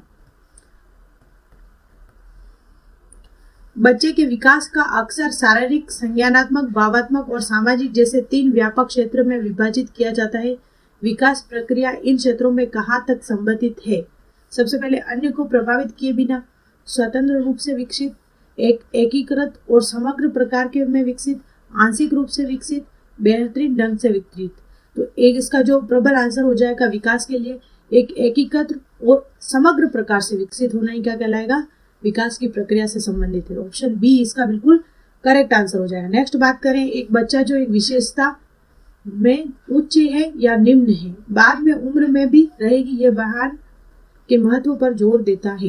यानी कि कोई बच्चा है जो प्रारंभ में या तो मौखिक रूप से जोर से ही बोलता है या फिर निम्न ही बोलता है। प्रश्न ये कह रहा है कि यदि कोई बच्चा है वो जन्म से ही क्या करता है, उसकी विशेषता है कि वो या तो जोर से बोलेगा या फिर धीरे से बोलेगा। यानी कि यहाँ बीच में ध्यान रखें यहाँ पर, यानी कि वो जरूरी नहीं, यदि वो जोर से बोल रहा है तो पीढ़ी दर पीढ़ी क्या होगी उसकी विशेषता। और पीढ़ी दर पीढ़ी चढ़ने वाली किससे संबंधित होती है, आनुवंशिकता से, न कि वातावरण। अधिकतर एग्जाम में क्या किया था इन्होंने, आनुवंशिकता और वातावरण कर दिया और प्रश्न गलत हो गया। लेकिन यहाँ पर थोड़ा सा कॉन्सेप्ट क्वेश्चन को घुमा दिया है और आंसर सी हो गया है। क्वेश्चन नंबर 24, अधिगम के उपयोग अनुपयोग के नियम को भी कहा जाता है। यहाँ पर यदि आप साइकोलॉजी या फिर बाल विकास में यदि पेपर में कंफ्यूज हो जाते हैं तो उस समय ध्यान रखें, यदि कोई आपकी हिंदी वर्ड आपको वहाँ पे समझ में नहीं आ रहा है तो उसकी थोड़ी सी इंग्लिश टर्म भी आप देख लें, जिससे क्या है कि क्वेश्चन सही होने की संभावनाएं बढ़ जाती है। सबसे पहले बात करें, थॉर्नडाइक ने मुख्य नियम कितने दिए थे, मुख्य नियम 3 दिए थे। सबसे पहला तत्परता का नियम, दूसरा दिया था अभ्यास का नियम, और तीसरा नियम दिया था उन्होंने प्रभाव का नियम। तत्परता का नियम का उदाहरण क्या है, एक घोड़े को तालाब तक तो ले जाया जा सकता है लेकिन उसको पानी पीने के लिए बाध्य नहीं किया जा सकता। यानी कि एक बच्चे को कक्षा में तो आप बिठा सकते हो लेकिन वो पढ़े या ना पढ़े ये उसके लिए अपन बाध्य नहीं कर सकते। वो किस पर निर्भर करता है, तत्परता का। और इसका एक और नाम क्या है इसी सिद्धांत का, रुचि या अरुचि का नियम। अभ्यास का नियम, यानी किसी चीज को यदि आप बार बार अभ्यास करते हैं तो क्या करते हैं, आप उसमें अधिगम कर देते हैं। लेकिन धीरे धीरे यदि आप उसमें अभ्यास बंद कर देते हैं तो आप क्या करते थे, भूल जाने देते हैं। तो जब तक आपका वो नियम या कोई कार्य आपके उपयोग में आ रहा है तो वो आपके अधिगम में रहेगा। धीरे धीरे वो अगर आप यूज नहीं करते तो वो आपका क्या हो जाएगा, अनुपयोग हो जाएगा। इसीलिए इस नियम का एक और नाम क्या हो गया, उपयोग और अनुपयोग का नियम। तीसरा है प्रभाव का नियम। यदि बार बार आप एग्जाम दे रहे हो और बार बार आपको असफलता नहीं मिल रही है तो आप उसमें क्या हो जाएंगे, असंतोष हो जाओगे। क्या हो जाओगे, असंतोष। और इसी को कहते हैं प्रभाव का नियम। इसी का एक और नाम क्या हो जाएगा, संतोष या असंतोष का नियम। यदि आप एक बार में या फिर 2 बार में आप रीट एग्जाम क्वालिफाई कर लेते हैं, उसके बाद जो इसका मेंस एग्जाम भी क्लियर कर लेते हैं, तो आप 3rd ग्रेड एग्जाम क्लियर करके टीचर बन जाते हैं। फिर क्या आपको प्रभाव के नियम के थ्रू ये आप 2nd ग्रेड 1st ग्रेड धीरे धीरे आप क्या है, धीरे धीरे सफलता की तरफ बढ़ते जाते हैं। ये क्या लाता है, प्रभाव का नियम। तो इसका जो आंसर हो जाएगा अपना क्या हो जाएगा, उपयोग अनुप्रयोग के नियम को क्या कहा जाता है, क्या कहा जाता है, अभ्यास का नियम। इसी का एक और नाम क्या है, श्रम का नियम भी कहते हैं। ऑप्शन बी इसका करेक्ट आंसर। पावलो के प्रयोग में कुत्ता न केवल मांस प्रदाता के मांस सीधे मुंह में रखने से लार टपकाता है, किंतु इससे पहले अर्थात जब सीढ़ियों से नीचे आने वाले प्रशिक्षक कदमों की आवाज सुनता है, और इस समृद्धि को कहा जाता है विलोपन। क्या कहलाता है, विलोपन तो क्या कहलाएगा, जब उसका अनुबंधन समाप्त हो जाएगा। धीरे धीरे यदि कुत्ते के सामने बार बार भोजन प्रस्तुत किया, लार आई, लेकिन उस भोजन को क्या कर दिया, बार बार वहां से हटा दिया, एक समय ऐसा आएगा कि वह लार टपकाना क्या कर देगा, बंद कर देगा। तो ये क्या कहलाता है, विलोपन कहलाता है। लेकिन जब पावलो क्या करता था, कुत्तों के सामने भोजन रखता था या फिर मांस रखता था, उसके कदमों की आवाज से पहले ही यदि कुत्ते में लार आ रही है तो उसकी उत्तेजना को प्रस्तुत करता है। तो क्या कहलाएगा इसमें, अनुकूलित उत्तेजना, यानी कि उसका अनुकूलन स्थापित हो गया है उस भोजन या फिर उस मांस को देखकर, उसकी कदमों की आवाज सुनकर वह लार टपकाता है। तत्परता इससे संबंधित है नहीं, बिना शर्त प्रोत्साहन इसमें भी संबंध नहीं है। तो ऑप्शन सी इसका करेक्ट आंसर है। नेक्स्ट क्वेश्चन देखते हैं। अनुभूति बच्चे और वातावरण के बीच अंतःक्रिया की निरंतर प्रक्रिया के माध्यम से विकसित होती है, यह सिद्धांत में प्रतिबंधित होता है। सबसे पहले अनुभूति बच्चे और वातावरण के बीच अंतःक्रिया एक निरंतर प्रक्रिया के माध्यम से विकसित होती है। ये किसने कहा था, संज्ञानात्मक विकास से संबंधित है। जीन पियाजे ने जो सिद्धांत दिया था उससे संबंधित है ये, कि इसमें जब बालक के वातावरण और समाज, इन दोनों के बीच जो अंतःक्रिया है उसके माध्यम से बालक क्या करता है, सीखता है। ये किसने सिद्धांत दिया था, जीन पियाजे ने, और ये संज्ञानात्मक सिद्धांत कहलाता है। थॉर्नडाइक ने उद्दीपक अनुक्रिया का सिद्धांत दिया था, टोलमैन ने संकेत अधिगम, हॉलर ने सूझ का सिद्धांत दिया था। तो ऑप्शन यहाँ पर बी बिल्कुल करेक्ट आंसर है। पियाजे के सिद्धांत में एक प्रक्रिया जो पुराने और नए धारणाएं और अनुभव के बीच संतुलन क्रिया है कहा जाता है। जीन पियाजे का जो पुराने और नए में जो धारणाएं और अनुभव के बीच जो संतुलन स्थापित कहलाता है वह कहलाता है संतुलीकरण, संतुलीकरण। तो इसका ऑप्शन नंबर सी सही हो जाएगा। निम्न में से कौन सी बौद्धिक परीक्षण के लिए उपयोग करने की सावधानी नहीं है।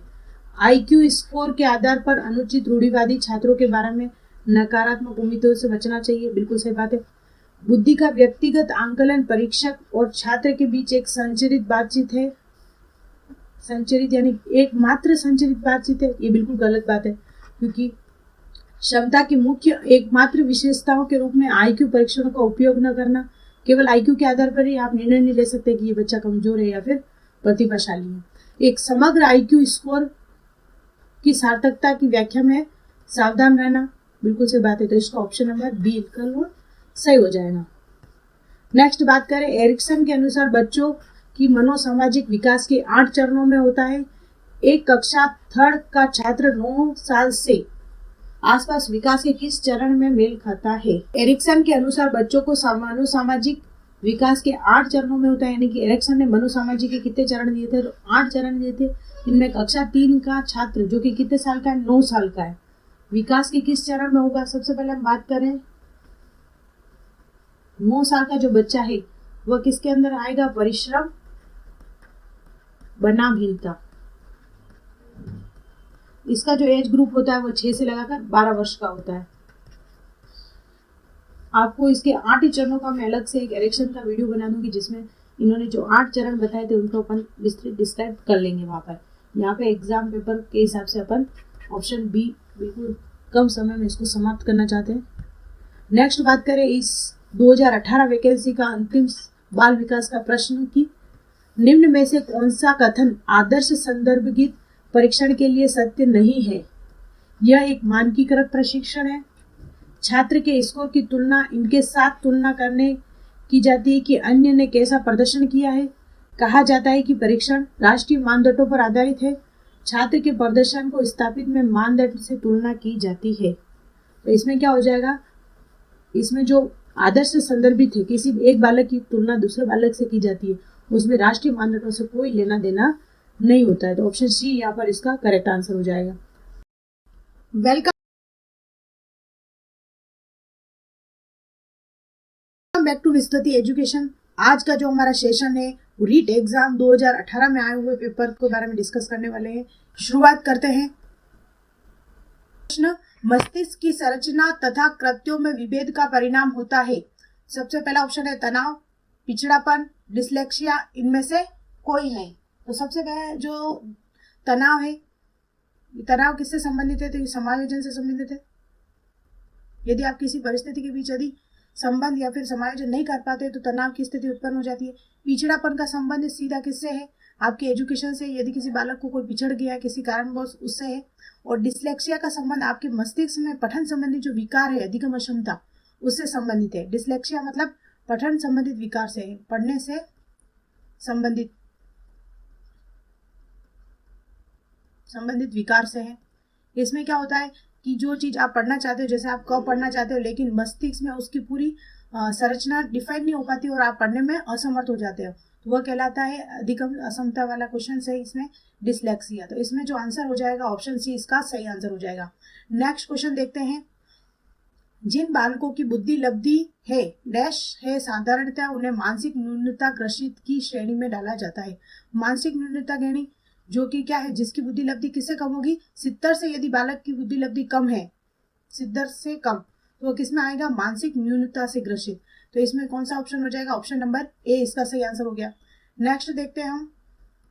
बच्चों में अमूर्तमान प्रत्यय को ग्रहण करने की योग्यता होती है। अमूर्तमान मतलब जो आपके सामने प्रत्यक्ष नहीं है, उसके बारे में भी आप उसके संबंध में विचार प्रस्तुत करने की जो क्षमता है वो किस प्रकार के बालकों में होगी, पिछड़े हुए में नहीं होगी, प्रतिभाशाली में होगी, और मानसिक रूप से पिछड़े तो नहीं हो पाएगी। तो इसमें जो आंसर हो जाएगा आपका ऑप्शन बी बिल्कुल सही हो जाएगा। नेक्स्ट देखते हैं। तनाव को कम करने के अप्रत्यक्ष ढंग कहलाते हैं। तनाव को अभी सबसे जो पहला क्वेश्चन था उसमें मैंने ये बताया था, तनाव को कम करने दो परिस्थितियों के बीच अगर आप समायोजन स्थापित नहीं कर पा रहे तो आप क्या हो जाओगे, कुंठित हो जाओगे, यानी कि तनाव उत्पन्न हो जाएगा। 4-5 प्रकार की जो बीमारियां होगी वो इसमें टेंशन हो गया, ये सारी चीजें अप्लाई हो जाएगी। इसको क्या कहते हैं, समस्या समाधान विधि बिल्कुल नहीं, रक्षात्मक यांत्रिकी विधि नहीं, व्यक्तिगत विधि नहीं। इसमें जो रक्षात्मक यांत्रिकी, इसी का दूसरा नाम है समायोजन। तो इसका आंसर क्या हो जाएगा, ऑप्शन बी बिल्कुल सही हो जाएगा। समायोजन का पूरा वीडियो मैंने डाल रखा है, उसे आप जरूर देख लें ताकि कॉन्सेप्ट क्लियर हो जाए। निम्न में से कौन से सामाजिक रूप से वंचित की समस्या नहीं है, सीखने के लिए प्रेरणा का अभाव, सृजनशील की पोषित होने के अवसर नहीं मिलना, रहने के लिए स्वस्थ परिवर्तन, और चौथा ऑप्शन यहाँ पर नहीं है। तो यहाँ पे आप लिखिए फैक्टिंग discriminatory behaviour in the school, यानी कि आपका जो विद्यालय के अंदर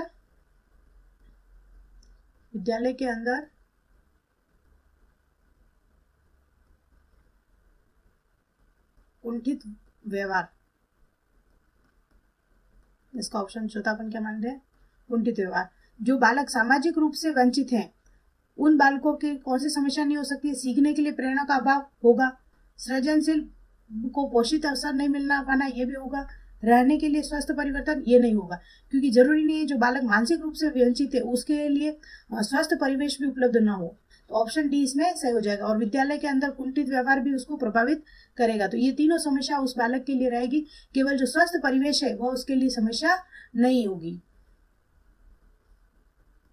नेक्स्ट बात करें, शिक्षण प्रक्रिया में विद्यार्थी है आश्रित चर, स्वतंत्र चर, मध्यस्थ स्तर और इसमें से कोई नहीं। जो शिक्षक होता है वो क्या होता है, स्वतंत्र चर होता है। एजुकेशन में।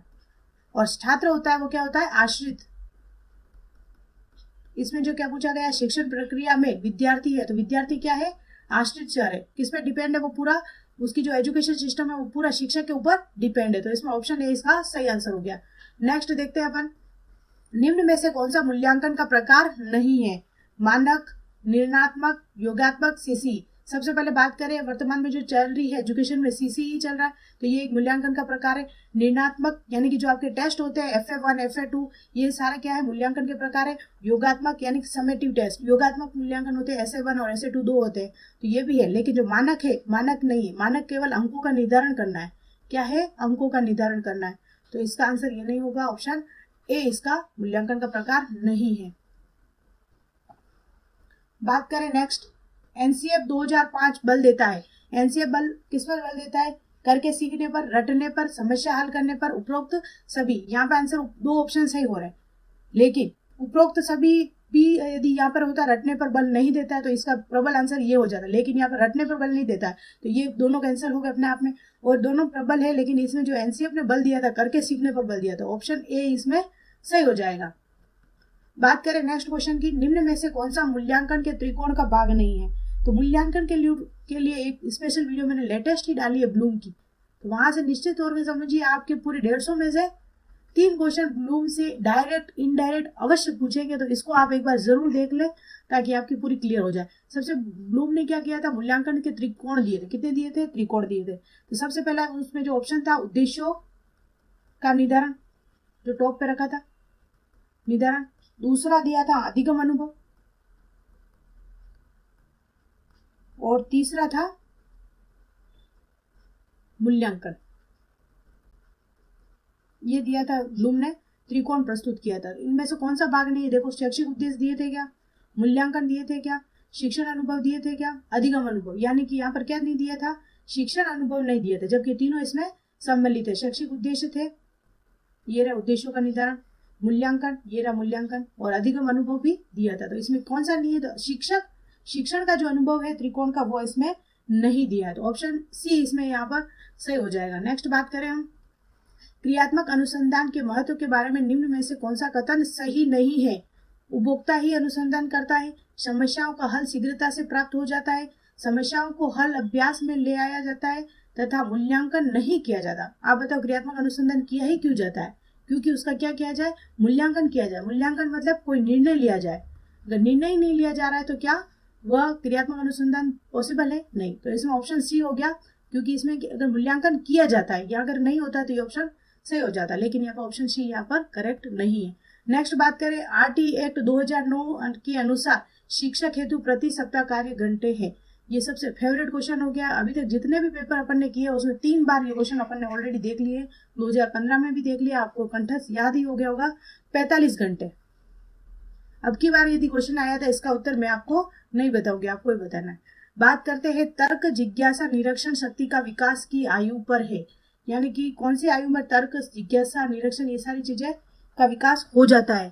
तो इसमें आंसर हो जाएगा हमारा 11 वर्ष की आयु पर। कौन सी आयु पर, ऑप्शन बी क्या है, 11 वर्ष। इस 11 वर्ष का बालक तर्क भी कर सकता है, जिज्ञासा की प्रवृत्ति आ जाती है और निरीक्षण भी करता है बालक। बात करें नेक्स्ट, वातावरण वह बाहरी शक्ति है जो हमें प्रभावित करती है। किसने कहा था, ये जो वातावरण वह बाहरी शक्ति है जो क्या करती है, हमें प्रभावित करती है। किसने कहा था, रॉस ने कहा था, याद रख लीजिए इसे, किसने कहा था, रॉस ने कहा था। नेक्स्ट बात करें, अधिगम अंतरण का थॉर्नडाइक का सिद्धांत कहा जाता है। समानता का सिद्धांत, अनुरूप तत्वों का सिद्धांत, औपचारिक नियमों का सिद्धांत, और इनमें से कोई नहीं। तो क्या आंसर हो जाएगा इसमें, थॉर्नडाइक ने जो सिद्धांत दिए थे अधिगम अंतरण के, उसमें अनुरूप तत्वों का सिद्धांत किसने दिया था, थॉर्नडाइक ने दिया था। किसने दिया था, थॉर्नडाइक ने दिया था। आप मुझे कमेंट करके बताइए कि समानता का सिद्धांत किसने दिया था। नेक्स्ट बात करें, निम्न में से कौन सा वंशाक्रम का नियम नहीं है। समानता, भिन्नता और प्रत्यागमन। वह विकास, बाल विकास के जो यूनिट है उससे ये प्रश्न पूछा गया है, विकास के कौन कौन से नियम होते हैं, कौन कौन से सिद्धांत होते हैं। समानता का नियम है, प्रत्यागमन का नियम है, भिन्नता का नियम। लेकिन अभिप्रेरणा का संबंध किससे है, अधिगम से। किससे है, अधिगम से। तो ये क्या है, इसमें ऑप्शन डी गलत है। नेक्स्ट बात करें कि अवस्था तक बालक की दृष्टि श्रवण इंद्रिय पूर्ण विकसित हो सकती है। इसमें जो आंसर माना था आरपीएससी ने 8 से 9 वर्ष की जो अवस्था है उस तक बालक की सारा दृष्टि श्रवण इंद्रियों का पूर्ण विकसित हो जाता है। वैसे विकसित 3 से 4 में भी हो जाते हैं, लेकिन इसमें क्या शब्द यूज किया, पूर्ण रूप से वह विकसित हो जाती है। सोचने समझने हर चीज से वह 8 से 9 वर्ष का बालक पूर्ण तरह कर लेता है। बात करें नेक्स्ट क्वेश्चन की, इस अवस्था में बालक की नए खोज करने की और घूमने की प्रवृत्ति बहुत अधिक बढ़ जाती है। शैशव, किशोरावस्था, उत्तर बाल्यावस्था या फिर प्रौढ़ावस्था। डायरेक्ट काटो, प्रौढ़ावस्था बिल्कुल नहीं होगा। शैशवावस्था में बच्चे को खुद को ले जाना पड़ता है। किशोरावस्था में भी क्या है, घूमने नई खोज करने की प्रवृत्ति इतनी नहीं पाई जाती। लेकिन उत्तर बालिकाल अवस्था है, इसमें बालक क्या करता है, अपने दोस्तों के साथ घूमना, खोज करना, ये सारी चीजें पाई जाती। तो इसका आंसर क्या माना था, उत्तर बाल्यकाल। L1 का जो पेपर होगा उसमें आपके मोस्टली उत्तर बाल्यकाल से ही ज्यादा क्वेश्चन आएंगे, तो इसको आप डीपली जरूर प्रश्न याद ध्यान रखें। और जहां पर आपको लग रहा है कि हाँ भाई एग्जामिनर ने प्रश्न दिया है इसमें किशोरावस्था होगा या उत्तर बाल्यकाल, तो वहां पे मान के चलिए आपके पास जो बच्चा आ रहा है वो क्या कौन से साल का आ रहा है, 6 से लगाकर 14 वर्ष का बालक आ रहा है। तो उत्तर बाल्यकाल से प्रश्न बनना निश्चित तौर पर संभव है आपके। तो इसमें आंसर क्या माना था, उत्तर बाल्यकाल माना था। नेक्स्ट बात करें हम, निम्न में से कौन सा उदाहरण अर्जित प्रेरक, यानी कि आपने बाहर, प्रेरक क्या होता है, एक तो होता है जन्मजात होता है, एक होता है अर्जित। जो आप बाहरी वातावरण से या किसी चीज से प्राप्त करते हैं वो क्या हो जाती है, अर्जित। और जन्मजात आपको जो मिलती है जैसे भूख हो गई, विश्राम हो गया, ये सारी क्या है, जन्मजात है। लेकिन इसमें आपको क्या मिला था, बोनस मिला था, क्योंकि पुरस्कार और रुचि ये दोनों क्या है, बाहरी है। तो इसमें जो आंसर माना था बोर्ड ने, बी और सी दोनों को आंसर माना था। इसका ऑप्शन क्या हो जाएगा, बी और सी।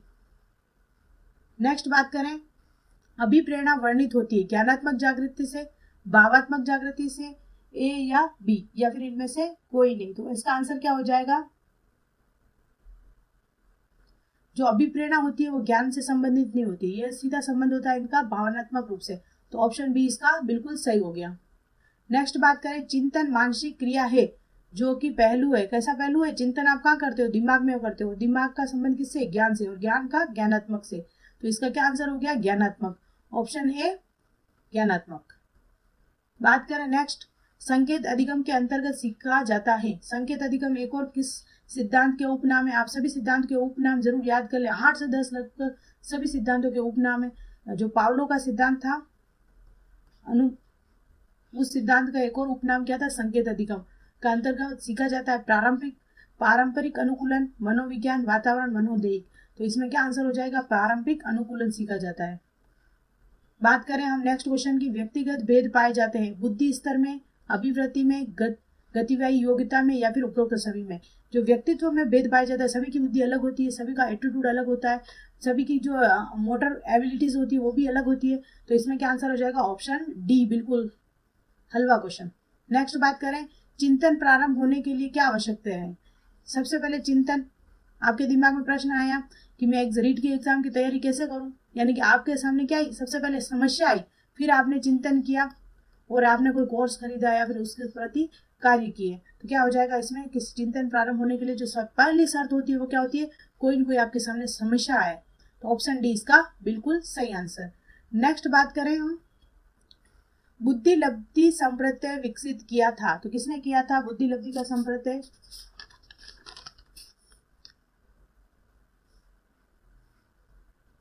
बुद्धि लब्धि संप्रत्यय विकसित किया था। तो बुद्धि लब्धि का संप्रत्यय किसने दिया था, तो टर्मन ने दिया था। किसने दिया था, टर्मन ने दिया था। टर्मन ने जो सूत्र दिया था MA/CA इंटू 100, यानी कि मानसिक आयु बटा वास्तविक आयु इंटू 100 करने पर क्या प्राप्त होगी आपको, बुद्धि लब्धि। और इसमें क्या आंसर हो गया अपना, ऑप्शन सी से हो गया। नेक्स्ट बात करें हम, बाह्य अभ्यास के आधार पर व्यक्तित्व का वर्णन कहा जाता है। गहन दृष्टिकोण, सतह दृष्टिकोण, मानकीय दृष्टिकोण और प्रेक्षणात्मक दृष्टिकोण।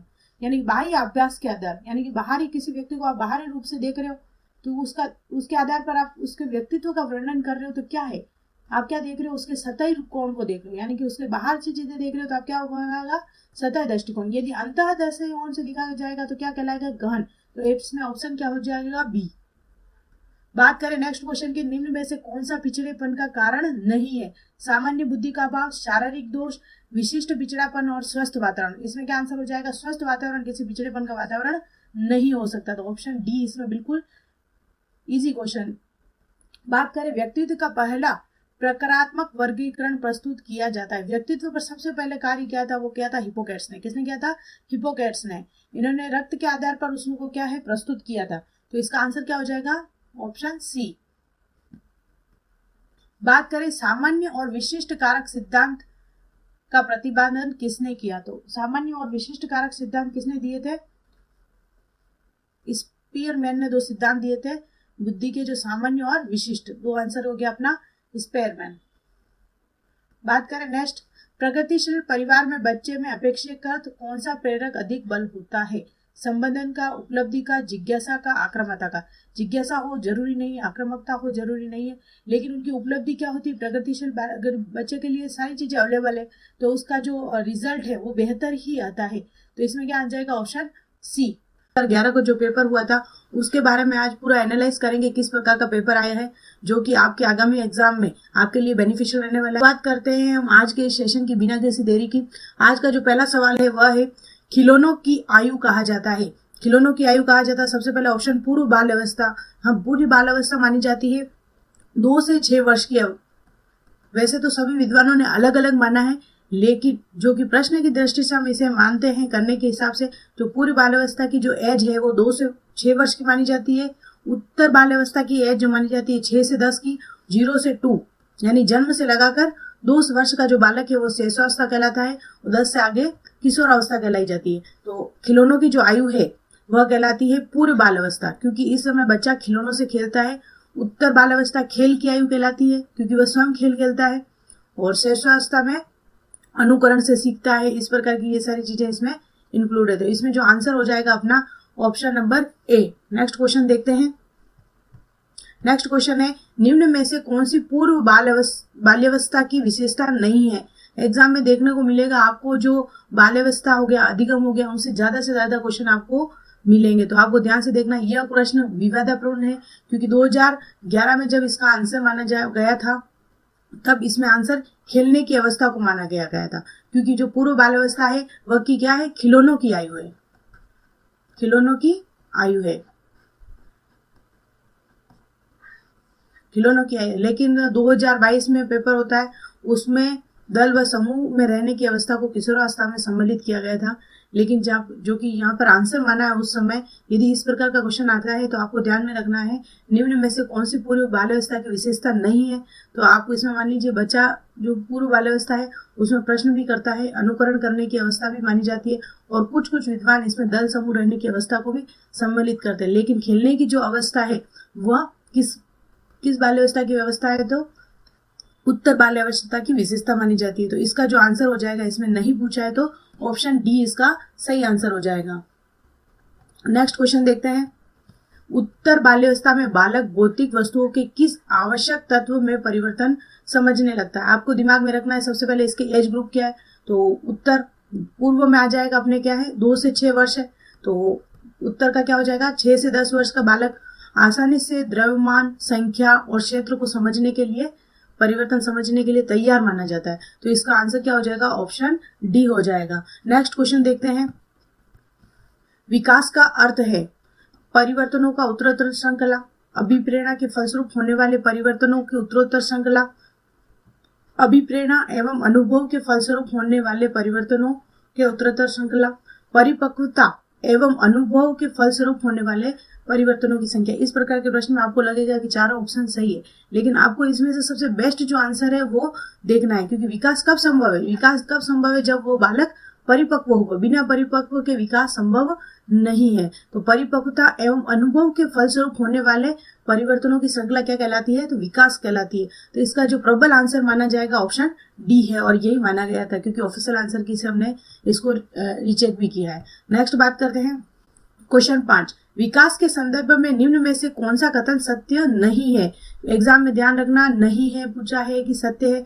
विकास के प्रत्येक अवस्था के अपने खतरे होते हैं, बात बिल्कुल सही है। विकास उकसाने और बढ़ावा देने से नहीं होता। आपको एग्जाम ऐसा नहीं है डायरेक्टली यहाँ कर दिया, इसको डायरेक्ट ऑप्शन में भर दिया हमने, ऐसा नहीं है। आपको चारों ऑप्शन को देखना है, चारों ऑप्शन में से निकालना है आंसर कौन सा सही हो सकता है। तो इसको आप राइट नहीं करें, लेकिन जहां पर आप श्योर है हाँ भाई ये बात तो बिल्कुल सही है, वहां पे आप टिक लगा सकते हैं। विकास सांस्कृतिक परिवर्तनों को प्रभावित करता है, संस्कृति का विकास पर डेफिनेटली प्रभाव पड़ता है। विकास की प्रत्येक अवस्था की अपनी विशेषताएं होती है, हमने विशेषताएं देखी है बहुत सारी, बाल्यावस्था में किस प्रकार की विशेषता होती है, सबकी अलग अलग होती है, तो ये भी है। लेकिन उकसाने और किसी उकसाने से यदि विकास हो जाता तो अच्छा होता, लेकिन इसका कहाँ आंसर हो जाएगा, विकास उकसाने और बढ़ावा देने से नहीं है। ऑप्शन बी इसका करेक्ट आंसर है। देखते हैं हम नेक्स्ट क्वेश्चन। निम्न में से कौन सा विकासात्मक कार्य उत्तर बाल्यावस्था के उपयुक्त नहीं है? इसमें जो प्रश्न अधिकतर बाल्यावस्था से पूछे गए हैं, क्योंकि बाल्यावस्था कौन सी अवस्था है, जब बालक अपने विद्यालय में जो प्रवेश माना जाता है, विद्यालय का जो प्रवेश है, अब अभी वर्तमान में जो 6 वर्ष का बालक है वो प्रथम कक्षा में प्रवेश कर रहा है, तो जो बालक का जो विकास की जो अवस्था हमारे डायरेक्टली टीचर के टच में है वह सबसे महत्वपूर्ण है बाल्यावस्था। तो बाल्यावस्था से निश्चित तौर पर प्रश्न आने की संभावनाएं बढ़ जाती है L1 के लिए। नेक्स्ट देखते हैं इसमें क्वेश्चन, विकासात्मकता कार्य उत्तर बाल्यावस्था के लिए उपयुक्त नहीं। सबसे पहले एज ग्रुप आप दिमाग में रखें, कौन सा होगा इसमें, 6 से लगाकर 10। सामान्य खेलों के लिए आवश्यक शारीरिक कुशलताएं सीखना, बात बिल्कुल सही है। पुरुषोचित या स्त्रोयोचित सामाजिक भूमिका को प्राप्त करना, व्यक्तित्व आत्मनिर्भरता प्राप्त करना, होना चाहिए, आत्मनिर्भर होना चाहिए बालक। अपने हम उम्र बालकों के साथ रहना सीखना, अपने दोस्तों बनाना, ये सारी चीजें इसकी विशेषता मानी जाती है। लेकिन ऑप्शन बी में जो दे रखा है पुरुषोचित स्त्रोयोचित सामाजिक भूमिकाओं को प्राप्त करना, ये इसका आंसर नहीं माना जाएगा, ये रूढ़िवादिता को स्पष्ट करता है। नेक्स्ट करते हैं क्वेश्चन का, सामान्य परिपक्वन से पहले प्रशिक्षित करना प्राय, ऑप्शन पढ़ते हैं, सामान्य कौशलों के निष्पादन के संदर्भ में बहुत लाभकारी होता है, कुल मिलाकर हानिकारक हो सकता है, दीर्घकालिक दृष्टि से लाभकारी होता है, लाभकारी हो या हानिकारक, इस पर निर्भर करता है कि प्रशिक्षण में किस प्रकार की विधि का प्रयोग किया गया है। यहाँ पर एक क्वेश्चन आपकी समझ के आधार पर, यानी कि सामान्य कोई बालक परिपक्व है उससे पहले आप उसको क्या कर रहे हो, प्रशिक्षित कर रहे हो, तो किस पर डिपेंड करेगा, वह डिपेंड कर सकता है, वो आपके लिए लाभकारी भी हो सकता है, हानिकारक भी हो सकता है। ये किस पर निर्भर करेगा, किस प्रकार का आपने उसको प्रशिक्षण दिया है। तो ऑप्शन डी इसमें करेक्ट आंसर होगा, प्रबल। नेक्स्ट देखते हैं हम, 5 वर्ष का राजू अपनी खिड़की के बाहर तूफान को देखता है, बिजली चमकती है, कड़कने की आवाज आती है, राजू शोर सुनकर उछलता है, बार बार ये घटना होती है, फिर कुछ देर शांति के पश्चात बिजली कड़कती है, राजू बिजली के गर्जना सुनकर उछलता है। राजू का उछलना सीखने के किस सिद्धांत का उदाहरण है? तो ये प्रश्न अधिगम से संबंधित है। अधिगम के हमने सिद्धांत देखे थे, उसमें 3 प्रकार के मुख्य सिद्धांत थे, जो कि शास्त्रीय अनुबंधन, प्रयत्न भूल, क्रिया प्रसूत। सबसे पहले बात करें शास्त्रीय अनुबंधन में किसने दिया था, तो पावलोव ने दिया था। प्रयत्न भूल थॉर्नडाइक ने कितने मुख्य नियम दिए थे, तो 3 मुख्य नियम दिए थे और 5 गौण नियम दिए थे। और क्रिया प्रसूत का किसने दिया था, तो स्किनर ने दिया था, और इस सिद्धांत को और पुनर्बलन का सिद्धांत भी कहते हैं। अब बात करें इस प्रश्न के संदर्भ में, एक बालक है राजू नाम का, और वह क्या है, किस बिजली कड़कती है और वह उछलता है, बिजली कड़कती है, वह क्या करता है, उछलता है। तो ये क्रिया, वो उसका उछलना उस बिजली कड़कने से क्या हो गया, अनुबंधित हो गया। जरूरी नहीं है एग्जाम हमेशा वो का वो प्रश्न पूछेगा, घुमा कर पूछ सकता है, आपको सिद्धांत को समझना है। ऐसा नहीं है कि वह हमेशा पावलोव के कुत्ते को लार आएगी तो वो उसका क्या कहलाया, अनुबंधन कहलाया। कॉन्सेप्ट बेस पे प्रश्न बना सकते हैं, तो आपको अधिगम के जो सिद्धांत है उनको बेहतर सीखना होगा, समझना होगा, तभी आप उस क्वेश्चन को कर पाओगे। यानी कि राजू का जो अनुबंधन है कि बिजली के कड़कने से क्या हो गया, अनुबंधित हो गया, और वह क्या करता है, उछलता है। तो ये किस प्रकार के सिद्धांत से संबंधित है? यदि हमने सिद्धांत को व्यवस्थित समझा है तो यह शास्त्रीय अनुबंधन के संबंध में है। तो इसका जो आंसर हो जाएगा ऑप्शन ए हो जाएगा। इससे संबंधित पावलोव के सिद्धांत से शायद मैंने इसका वीडियो पहले पिछली बार बनाया था, तो यदि आपको इसको पूरा समझना है तो वहां पे जाकर भी आप समझ सकते हैं। बात करें नेक्स्ट क्वेश्चन की, सकारात्मक दंड को निम्न में से कौन सा उदाहरण है? दंड 2 प्रकार के होते हैं, सकारात्मक और नकारात्मक। यदि एक अभी जो वर्तमान में जो शिक्षा पद्धति है, तो बालक को आप नकारात्मक दंड नहीं दे सकते। बालक को आप थोड़ा दंड, जैसे दंड देना अपराध माना जाता है RT एक्ट के अनुसार, लेकिन अब टीचर करे क्या, तो टीचर सकारात्मक दंड देता है, या तो उसे बच्चे को अलग बिठा दिया हो गया, या फिर उसे मित्रों के द्वारा उपहास हो गया। ये सारी चीजें क्या आती है, सकारात्मक दंड में आती है। आप अपन सोचते हैं कि यार इसका आज उसने होमवर्क नहीं किया है तो मित्रों के द्वारा उसका क्या किया गया, उपहास किया गया, तो उसको एक शर्म महसूस होती है और अगले दिन वो क्या करके लेके आता है, होमवर्क करके लाता है, तो ये उसके लिए क्या हुआ, सकारात्मक दंड हुआ। तो इसमें ऑप्शन ए क्या हो जाएगा, मित्रों के साथ उपहास। और ऑप्शन अलग भी अपन देख लेते हैं, मित्रों के साथ समय बर्बाद करना, ये भी कोई सकारात्मक दंड नहीं है। मिन मैक निकालना बंद करना, ये भी गलत है। इनमें से सभी, तो ये सारे गलत है। तो मित्रों का उपहास, ऑप्शन नंबर ए इसका सही आंसर हो जाएगा। नेक्स्ट क्वेश्चन देखते हैं हम, निम्न में से कौन सा कथन अभिप्रेरणा एक प्रक्रिया के संदर्भ में उपयुक्त नहीं है। ऑप्शन में लास्ट में दे दिया है उपयुक्त नहीं है, तो यह व्यक्ति को लक्ष्य की ओर ले जाता है, तो बिल्कुल बात सही है। यह व्यक्ति की शारीरिक आवश्यकताओं की संतुष्टि करता है, यह मनोवैज्ञानिक आकांक्षाओं को प्राप्त करने में सहायक है, ये बात भी बिल्कुल सही है। ये सारे अभिप्रेरणा से संबंधित है। अभिप्रेरणा भी एक टॉपिक है जिससे 2 क्वेश्चन आने की संभावनाएं रहती है। यह व्यक्ति की अप्रिय स्थिति से दूर रखता है, यानी कि आपको यदि कोई अभिप्रेरणा है तो ही आप किसी चीज को करेंगे, यानी कि बिना अभिप्रेरणा के आप यदि आप एग्जाम की तैयारी कर रहे हो, किसी को देख के कर रहे हो, कि कोई न कोई आपका मोटिव जरूर होगा, उसके लिए ही आप तैयारी करते हैं। हम प्रत्येक व्यक्ति किसी न किसी अभिप्रेरणा को ध्यान में रखकर ही कोई न कोई कार्य करता है। तो व्यक्ति अप्रिय स्थिति से दूर रखता है, ये बिल्कुल बात गलत है अभिप्रेरणा से संबंधित। तो ऑप्शन डी इसमें करेक्ट आंसर हो जाएगा। नेक्स्ट क्वेश्चन देखते हैं हम, किसी उद्दीपन को निरंतर दिए जाने वाले व्यवहार में होने वाली अस्थायी परिवर्तन। परिवर्तन क्या होता है, यदि बालक कोई सीखता है, ये प्रश्न किससे संबंधित है, तो सबसे पहले कौन से टॉपिक से आया है, तो अधिगम से संबंधित है। कहाँ से आया है, अधिगम से।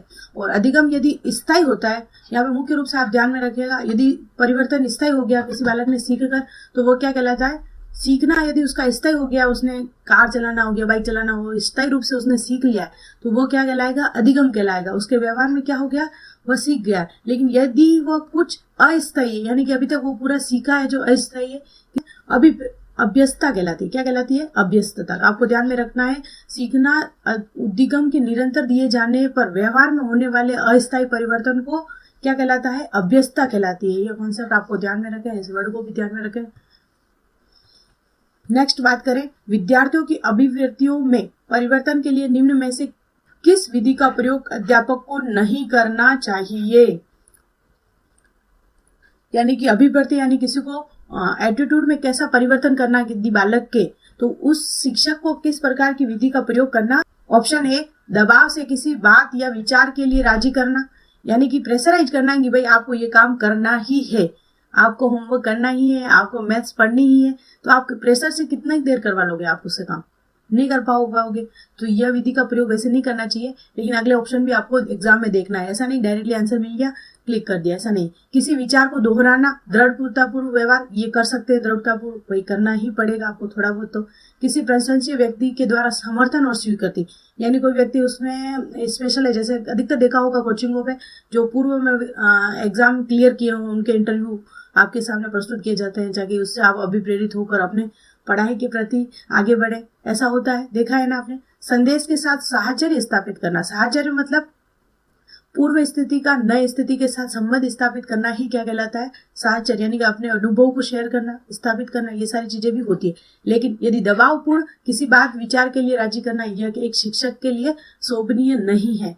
तो ऑप्शन ए इसका करेक्ट आंसर हो जाएगा। नेक्स्ट क्वेश्चन देखें अपन, उपलब्धि अभिप्रेरक के संबंध में निम्न में से कौन सा कथन सही है। यहाँ पर सही नहीं पूछा नहीं है, यहाँ पर सही है पूछा। यहाँ पे तो सबसे पहले उपलब्धि अभिप्रेरक जीवित रहने के लिए आवश्यक है। जरूर बिना उपलब्धि अभिप्रेरक के अपन जीवित रहेंगे क्या, नहीं।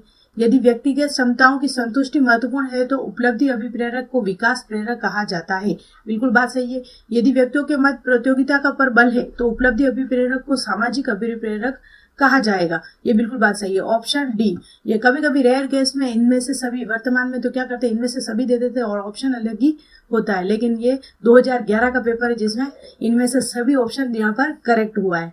तो ध्यान में रखें, इनमें से सभी के लालच में न पड़े और अपना एग्जाम में क्वेश्चन गलत ना करें। यहाँ पर तो 2011 का पेपर है, वर्तमान में एग्जामिनर ने भी काफी तरक्की कर ली है।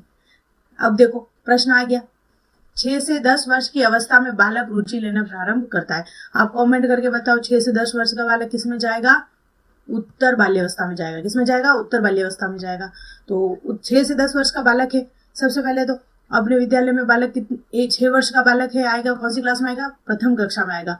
वैसे तो वर्तमान में 3 से 3 वर्ष का बालक भी क्या कर रहा है, 3 वर्ष पूरा कर लिया है तो वो भी विद्यालय इंग्लिश मीडियम में एंट्री कर रहा है। लेकिन 80% विद्यालय अपने इंग्लिश मीडियम नहीं है, वहां पर प्रथम कक्षा में जो बालक आता है वो 6 वर्ष पूर्ण किए हुए आता है। तो जो बालक है किसमें रुचि लेगा, 6 वर्ष के बालक को आप धर्म की शिक्षा देंगे, ऐसा करना है ऐसा करना है, करेगा, कर तो लेगा, लेकिन यहाँ पर आंसर संभावना नहीं है। मानव शरीर के बारे में भी कर सकता है, यौन संबंधों के बारे में तो बिल्कुल नहीं करेगा। विद्यालय में क्या वो किसमें रुचि लेगा, विद्यालय में रुचि लेगा। कमेंट करके बताइए, आपने विद्यालय में आपको लेके गए थे या फिर आप स्वयं गए थे, यानी कि आपने विद्यालय में रुचि ली थी या रुचि नहीं ली थी। पर आपको ऑप्शन यहाँ पर डी करना है, क्योंकि वह विद्यालय में रुचि लेगा। ये बात अलग है कि आपने रुचि ली या नहीं ली। क्वेश्चन 15, कौन सिद्धांत व्यक्त करता है कि मानव मस्तिष्क एक बर्फ की बड़ी चट्टान के बाद में जो अधिकांशतः छिपी रहती है उसमें चेतना के 3 स्तर होंगे। आपने एक सिद्धांत पढ़ा होगा।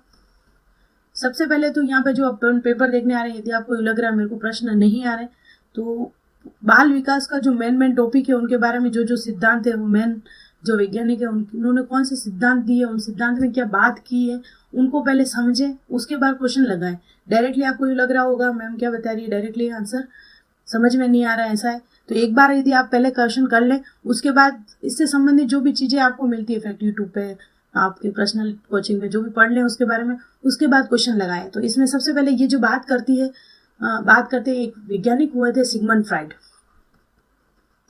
उन्होंने एक सिद्धांत दिया था मनोविश्लेषणवाद। इन्होंने जो मन के स्तर है वो चेतन, अचेतन और अर्धचेतन 3 भागों में इनको बांटा था। चेतन अवस्था, मानव मस्तिष्क, इसमें क्या कहा है, मानव मस्तिष्क एक बर्फ की बड़ी चट्टान के समान है जो अधिकांश छिपी रहती है। यानी कि उन्होंने एक बर्फ के टुकड़े से मानव की जो चेतना है उसको डिफाइन किया था। इन्होंने क्या कहा था, जो चेतन अवस्था है वह तो केवल क्या है 10% ही है, जबकि 90% बर्फ के अंदर है जो कि किसमें है, अचेतन। यानी कि जो ये स्थिति बात की थी मनोविश्लेषणवाद सिद्धांत, यानी किसने दिया था, फ्राइड ने दिया था। तो ऑप्शन सी यहाँ पर इसको सही माना जाएगा। क्वेश्चन 16, कुछ लोगों का कहना है कि जब बालकों को गुस्सा आता है तो वे खेलने के लिए चले जाते हैं, जब तक कि पहले से अच्छा महसूस नहीं करते उनके व्यवहार में निम्न में से प्रतिरक्षा तंत्र प्रलक्षित होता है। सबसे पहले ये किसका प्रश्न है, तो ये समायोजन है। यहाँ पर बहुत अच्छा सा शब्द यूज किया, प्रतिरक्षा तंत्र प्रणाली।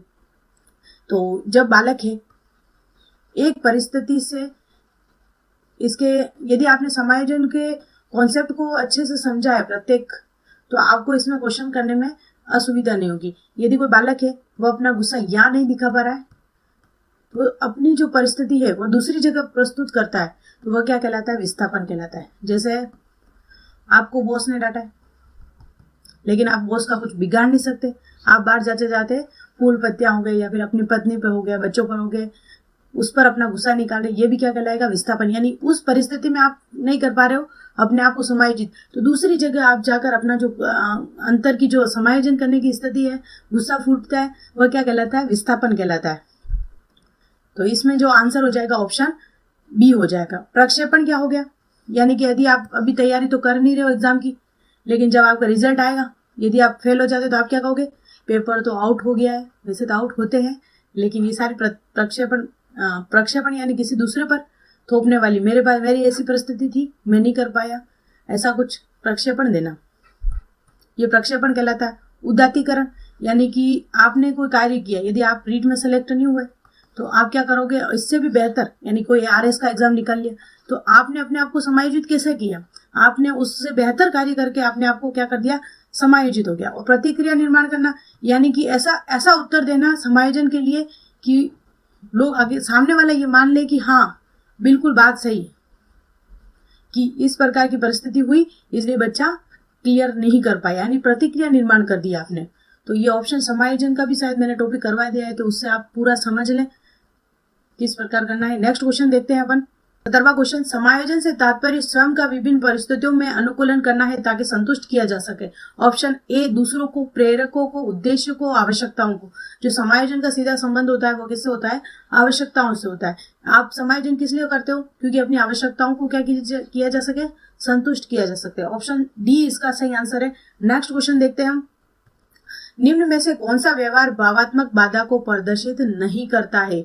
बाल अपराध को, कमजोरों को डराने वाला, भगोड़ापन, स्वालीनता। तो इसमें भावात्मक बाधा यानी कि बाल अपराध करता है, सही बात है। भावनात्मक रूप से कमजोर है बालक तो बाल अपराध की श्रेणी में जा सकता है, भाग भी सकता है उस परिस्थिति से। कमजोरों को डराने वाला भी हो सकता है, लेकिन बाधा को प्रस्तुत नहीं करता है। जबकि ये जो स्वालीनता है भावात्मक प्रबलता को प्रस्तुत करता है। निःशक्त बालकों की शिक्षा के लिए प्रावधान किया जाता है समावेशी शिक्षा द्वारा, मुख्य धारा में डालकर, समाकलन द्वारा, इनमें से कोई नहीं। तो जो भी शिक्षा है सबसे मुख्य रूप से समावेशी शिक्षा के द्वारा सभी बालकों के लिए उपलब्ध करवाई जाती है। इसमें प्रतिभाशाली बालक का भी ध्यान रखा जाता है। निःशक्त बालक है, औसत बालक है, प्रत्येक बालकों को समावेशी शिक्षा यानी कि एक समान शिक्षा उपलब्ध कराना ही गवर्नमेंट का उद्देश्य माना जाता है। तो इसमें आंसर क्या है अपना? ऑप्शन नंबर ए हो जाएगा। नेक्स्ट क्वेश्चन देखते हैं हम। निम्न में से कौन सी मानसिक मंदता की विशेषता नहीं है? बुद्धि लब्धि 25 से 70 के मध्य होना, धीमी गति से सीखना, दैनिक जीवन की क्रियाओं को न कर पाना, वातावरण के साथ अनुकूलन में कठिनाई। ये जो तीनों पॉइंट है ये क्या है? मानसिक मंदता की विशेषता है। जबकि अंतर व्यक्तिगत संबंधों का कमजोर होना यानी कि दूसरों के साथ संबंध कम होना, ये जरूरी नहीं है कि वो मानसिक मंदता को प्रदर्शित करे।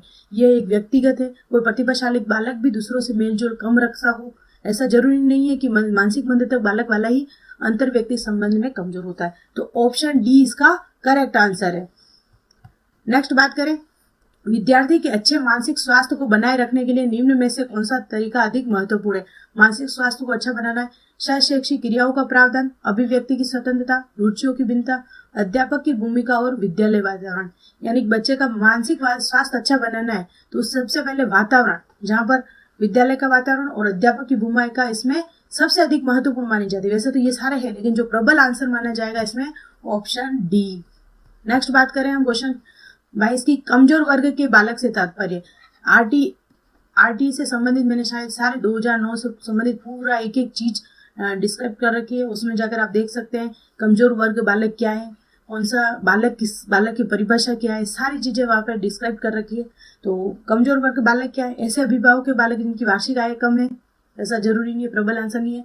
ऐसे अभिभावकों के बालक जो वंचित वर्ग में आते हैं, ऐसे अभिभावकों के बालक जो गरीबी रेखा से नीचे आते हैं, ऐसे अभिभावकों के बालक जो सरकार द्वारा निर्धारित न्यूनतम सीमा की वार्षिक आय की सीमा से नीचे वर्ग में आते हैं, यानी कि 2.5 लाख जो कि मानी जाती है कमजोर वर्ग बालक के लिए वर्तमान में। तो इसका जो प्रबल आंसर क्या हो जाएगा? ऑप्शन डी हो जाएगा। नेक्स्ट बात करें हम, शिक्षा का अधिकार अधिनियम 2000 नियम में निर्दिष्ट किया गया कक्षा 1 और कक्षा 5 तक यदि प्रवेश दिए विद्यार्थियों की 200 से अधिक है तो विद्यार्थी अध्यापक आवश्यक अनुपात क्या हो? यदि आरटी 2009 पढ़ते हैं उसमें यदि बालक की संख्या 200 से कम है तो शिक्षक और अध्यापक का जो अनुपात है 1:30 है। लेकिन आंकड़ा यदि 200 से ऊपर जाता है तो वो क्या कहलाता है? उसमें 1:40 का अनुपात चलने लग जाता है, जिसमें HM अलग होता है, यानी प्रधानाध्यापक के पद को सम्मानित नहीं किया जा सकता, उनको अलग रखा जाएगा। यानी 200 से अलग बालक है, जैसे कि किसी प्राथमिक विद्यालय में 250 है तो वहां पे कितने अध्यापक होंगे? सबसे पहले तो 200 से अधिक है, 40 पे 1 हो जाएगा अनुपात, और एक पद किसके लिए होगा? सृजित प्रधानाध्यापक के लिए। तो इसमें जो आंसर हो जाएगा ऑप्शन बी इसका सही आंसर हो जाएगा। नेक्स्ट बात करें, क्रियात्मक अनुसंधान के संबंध में निम्न में से कौन सा कथन सही नहीं है? यह अध्यापक एवं शिक्षा व्यवसाय से जुड़े लोगों के द्वारा किया जाता है, यह किसी विशिष्ट समस्या के समाधान के लिए किया जाता है। क्रियात्मक अनुसंधान आपके लास्ट यूनिट है जो कि आपके लिए बहुत ही महत्वपूर्ण है। व्यापक स्तर पर निर्णय लेने के लिए सूचना संकलन का कार्य इसमें किया जाता है, लेकिन ऐसा नहीं है कि सूचना संकलन का कार्य ही किया जाता है। यहाँ पे ये सारा ऑप्शन प्रबल लग रहे हैं। स्थानीय स्तर पर रोजमर्रा की समस्याओं के समाधान के लिए क्रियात्मक अनुसंधान किया जाता है, ये भी बात बिल्कुल सही है। लेकिन सूचनाओं का संकलन तो किया जाता है, लेकिन उसका व्यापक स्तर पर इसके द्वारा, यानी कि मेन मोटिव थोड़ी होता है ये सूचना संकलन करना, किसी के आंकड़े इकट्ठे करना, ये इसका मोटिव नहीं होता है। इसमें देखो व्यवसाय से जुड़े लोगों द्वारा किया जाता है, बिल्कुल बात बिल्कुल सही है। किसी विशिष्ट समस्या होगी तभी तो उसका अनुसंधान किया जाएगा, और समस्याओं के समाधान के लिए ही तो किया जाता है। तो ऑप्शन ये सी इसमें करेक्ट आंसर हो जाएगा। व्यापक स्तर लिख दिया। निम्न में से कौन सा कथन शिक्षण के बारे में सत्य नहीं है? अधिकतर अपन क्वेश्चन देख रहे हैं 2011 वाली में, तो लास्ट में नहीं है का क्वेश्चन ज्यादा हमको देखने को मिल रहे हैं। कौन सा कथन शिक्षण के बारे में सत्य नहीं है? शिक्षण में सुधार किया जा सकता है, शिक्षण औपचारिक और अनौपचारिक दोनों होते हैं, बिल्कुल बात सही है। शिक्षण विज्ञान के साथ कला भी है, शिक्षण अनुवेशन है, यहाँ पर पकड़ में आ गया। शिक्षण क्या है? अनुवेशन ना है, अनुदेशन है, खाली द वर्ण की वजह से ये ऑप्शन गलत हो गया। ध्यान में रखना है आपको, शिक्षण अनुदेशन है न कि अनुवेशन। शिक्षण से सुधार किया जा सकता है। वैसे यदि आपको नहीं भी आता तो भी ये सारे तीनों ऑप्शन अपन को इजी लग रहे हैं। शिक्षण में सुधार किया जा सकता है, बिल्कुल बात सही है। औपचारिक अनौपचारिक होता है, जरूरी नहीं है कि आप शिक्षा विद्यालय में प्राप्त करो। आपको राह चलते हुए व्यक्ति भी कह सकता है कि आपने सही से चलो, ढंग एक तरफ चलो, टक्कर ना लग जाएगी। क्या होगी? अनौपचारिक शिक्षा होगी। कूड़ा जो कचरा है वो डस्टबिन में डालो, ये सारी अनौपचारिक शिक्षा होगी। इसके लिए आपको यूनिक औपचारिक और अनौपचारिक क्या होती है शिक्षा। और विज्ञान के साथ साथ कला भी है, शिक्षण कला अपने आप में है। तो यदि नहीं भी आता आपको अनुदेशन वाला पॉइंट तो भी आप इस ऑप्शन को सही कर लेते, यदि ध्यान से उस क्वेश्चन को समझा जाए तो। राष्ट्रीय पाठचर्या रूपरेखा 2005 गुणवत्ता आयाम शिक्षा के अंतर्गत अधिक महत्व दिया गया है। भौतिक संसाधनों को, शिक्षक अभिप्रेरित अध्यापकों को, बालकों के लिए ज्ञान संदर्भ में संचरित अनुभव को, बालकों के लिए संचरित अनुभव एवं पाठ्यक्रम सुधार में। इसमें जो प्रबल आंसर है वह क्या है? बालकों के लिए जो अनुभव है और पाठ्यक्रम में सुधार के लिए ही मेन जो गुणवत्ता आयाम को प्रस्तुत किया गया था। एनसीएफ 2005 में निम्न में से परीक्षा संबंधी सुधार सुझाया गए हैं। कक्षा X यानी कि कक्षा 10 की परीक्षा ऐच्छिक हो। आपने देखा होगा बोर्ड के जब भी रिजल्ट आते हैं, एक दो हमें सूचनाएं मिलती है कि एक दो ने फांसी लटका ली, तो ऐसा माना जाता है। आजकल तो वर्तमान में तो बोर्ड के एग्जाम को एकदम लाइटली ले लिया, लेकिन उस समय पर क्या होता था, 10वीं एग्जाम को 12वीं एग्जाम को इतना हाई लेवल माना जाता था कि ऐसा माना जाता था कि बोर्ड का एग्जाम नहीं होकर यानी कि किसी बॉर्डर पे भेजा जा रहा है, तो ये परीक्षा क्या की जाए? ऐच्छिक की जाए। 2005 में ऐसा सुझाव दिया गया था। विद्यालय शिक्षा की विभिन्न अवस्थाओं में राज्य स्तर पर परीक्षा संचालन करना, ये कोई मोटिव नहीं था। प्रतियोगिता परीक्षा से एनसीएफ का कोई लेना देना नहीं है। इनमें से ये ऑप्शन वैसे ही गलत हो गया क्योंकि 2 गलत हो गए। तो ऑप्शन ए जो बोर्ड एग्जाम है उसको क्या करना चाहिए? ऐच्छिक करना चाहिए। बालकों को बर्डन नहीं करनी है बिल्कुल। दबाव को कम करने परीक्षाओं में सफलता के लिए आवश्यक है। कम अवधि की परीक्षाओं को अंतरण, विद्यालय शिक्षा में विभिन्न चरणों में परीक्षाओं का आयोजन, वार्षिक अर्धवार्षिक परीक्षा, विभिन्न वार्षिक अर्धवार्षिक परीक्षा तो वैसे हो ही रही है। विभिन्न प्रवेश परीक्षाओं के लिए विभिन्न एजेंसियों का स्थापना, ये कोई मोटिव नहीं है। अब बात करें कम अवधि की परीक्षा का अंतरण, यानी कि कम समय में, यानी कि शॉर्ट। पहले क्या होता था, केवल अर्धवार्षिक वार्षिक परीक्षा होती पूरे साल में से, अब क्या कर दिया, इसमें टेस्ट लेना होगा। ये सारी चीजें इंक्लूड करके कम अवधि की परीक्षाओं को अंतरण, कम अंतराल में परीक्षाएं ली जाती। जैसे दो लेसन पढ़ा दिए, उन 2 लेसन का टेस्ट हो गया और लास्ट फिर जो टेस्ट होगा वह तीसरा चौथा का होगा। पहले क्या होता था, पूरा सिलेबस आता था, 1 से लगाकर आधा सिलेबस पढ़ा लिया, वो अर्धवार्षिक में आ जाता था। यानी कि बर्डन धीरे धीरे बढ़ता गया, दबाव बढ़ता गया, बालक सीखने में कमजोर पीछे होता गया। तो इनके लिए आवश्यक क्या हो जाएगा? कम अवधि की परीक्षा यानी सेमेस्टर सिस्टम लागू कर दिया जाए। मुख्य रूप से समझा जाए तो मूल्यांकन का उद्देश्य क्या है? बालकों को धीमी गति से सीखने वाले प्रतिभाशाली बालकों के रूप में लेबल करना, जिन बालकों को उपचारात्मक शिक्षा की आवश्यकता उनकी पहचान करना, अधिगम की कठिनाई समस्या वाले क्षेत्र का पता लगाना, उत्पादक जीवन के लिए शिक्षा किस स्तर तक तैयार की गई है, पुष्टि प्रदान करना। वैसे ऑप्शन यहाँ पे सभी सही लग रहे हैं, लेकिन जो प्रबल आंसर माना जाएगा ऑप्शन डी माना जाएगा। आज के सेशन का अंतिम प्रश्न, प्राथमिक विद्यालयों के बालक के लिए निम्न में से किसे बेहतर माना जाएगा? वीडियो अनुरूपण द्वारा, प्रदर्शन करके, स्वयं के द्वारा अनुभव, यहाँ पे और इनमें से सभी। यहाँ पर इनमें से सभी नहीं है क्योंकि वीडियो अनुरूपण, प्रदर्शन ये सारी गौण चीजें, जबकि स्वयं द्वारा बालक यदि अनुभव करता है किसी चीज को तो वह बेहतर है उसके सीखने के लिए। तो ऑप्शन सी यहाँ पर बिल्कुल करेक्ट है। तो आज का जो अंतिम प्रश्न था ये। अब बात करें आपके क्विज क्वेश्चन के लिए, तो ये क्वेश्चन आपको कमेंट करके बताना है।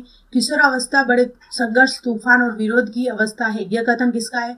स्किनर का है, स्टैंडहॉल का है, किलपैट्रिक का है या फिर थॉर्नडाइक का है? कमेंट करके जरूर बताएं। ये सेशन आपको कैसा लगा? Thank you so much.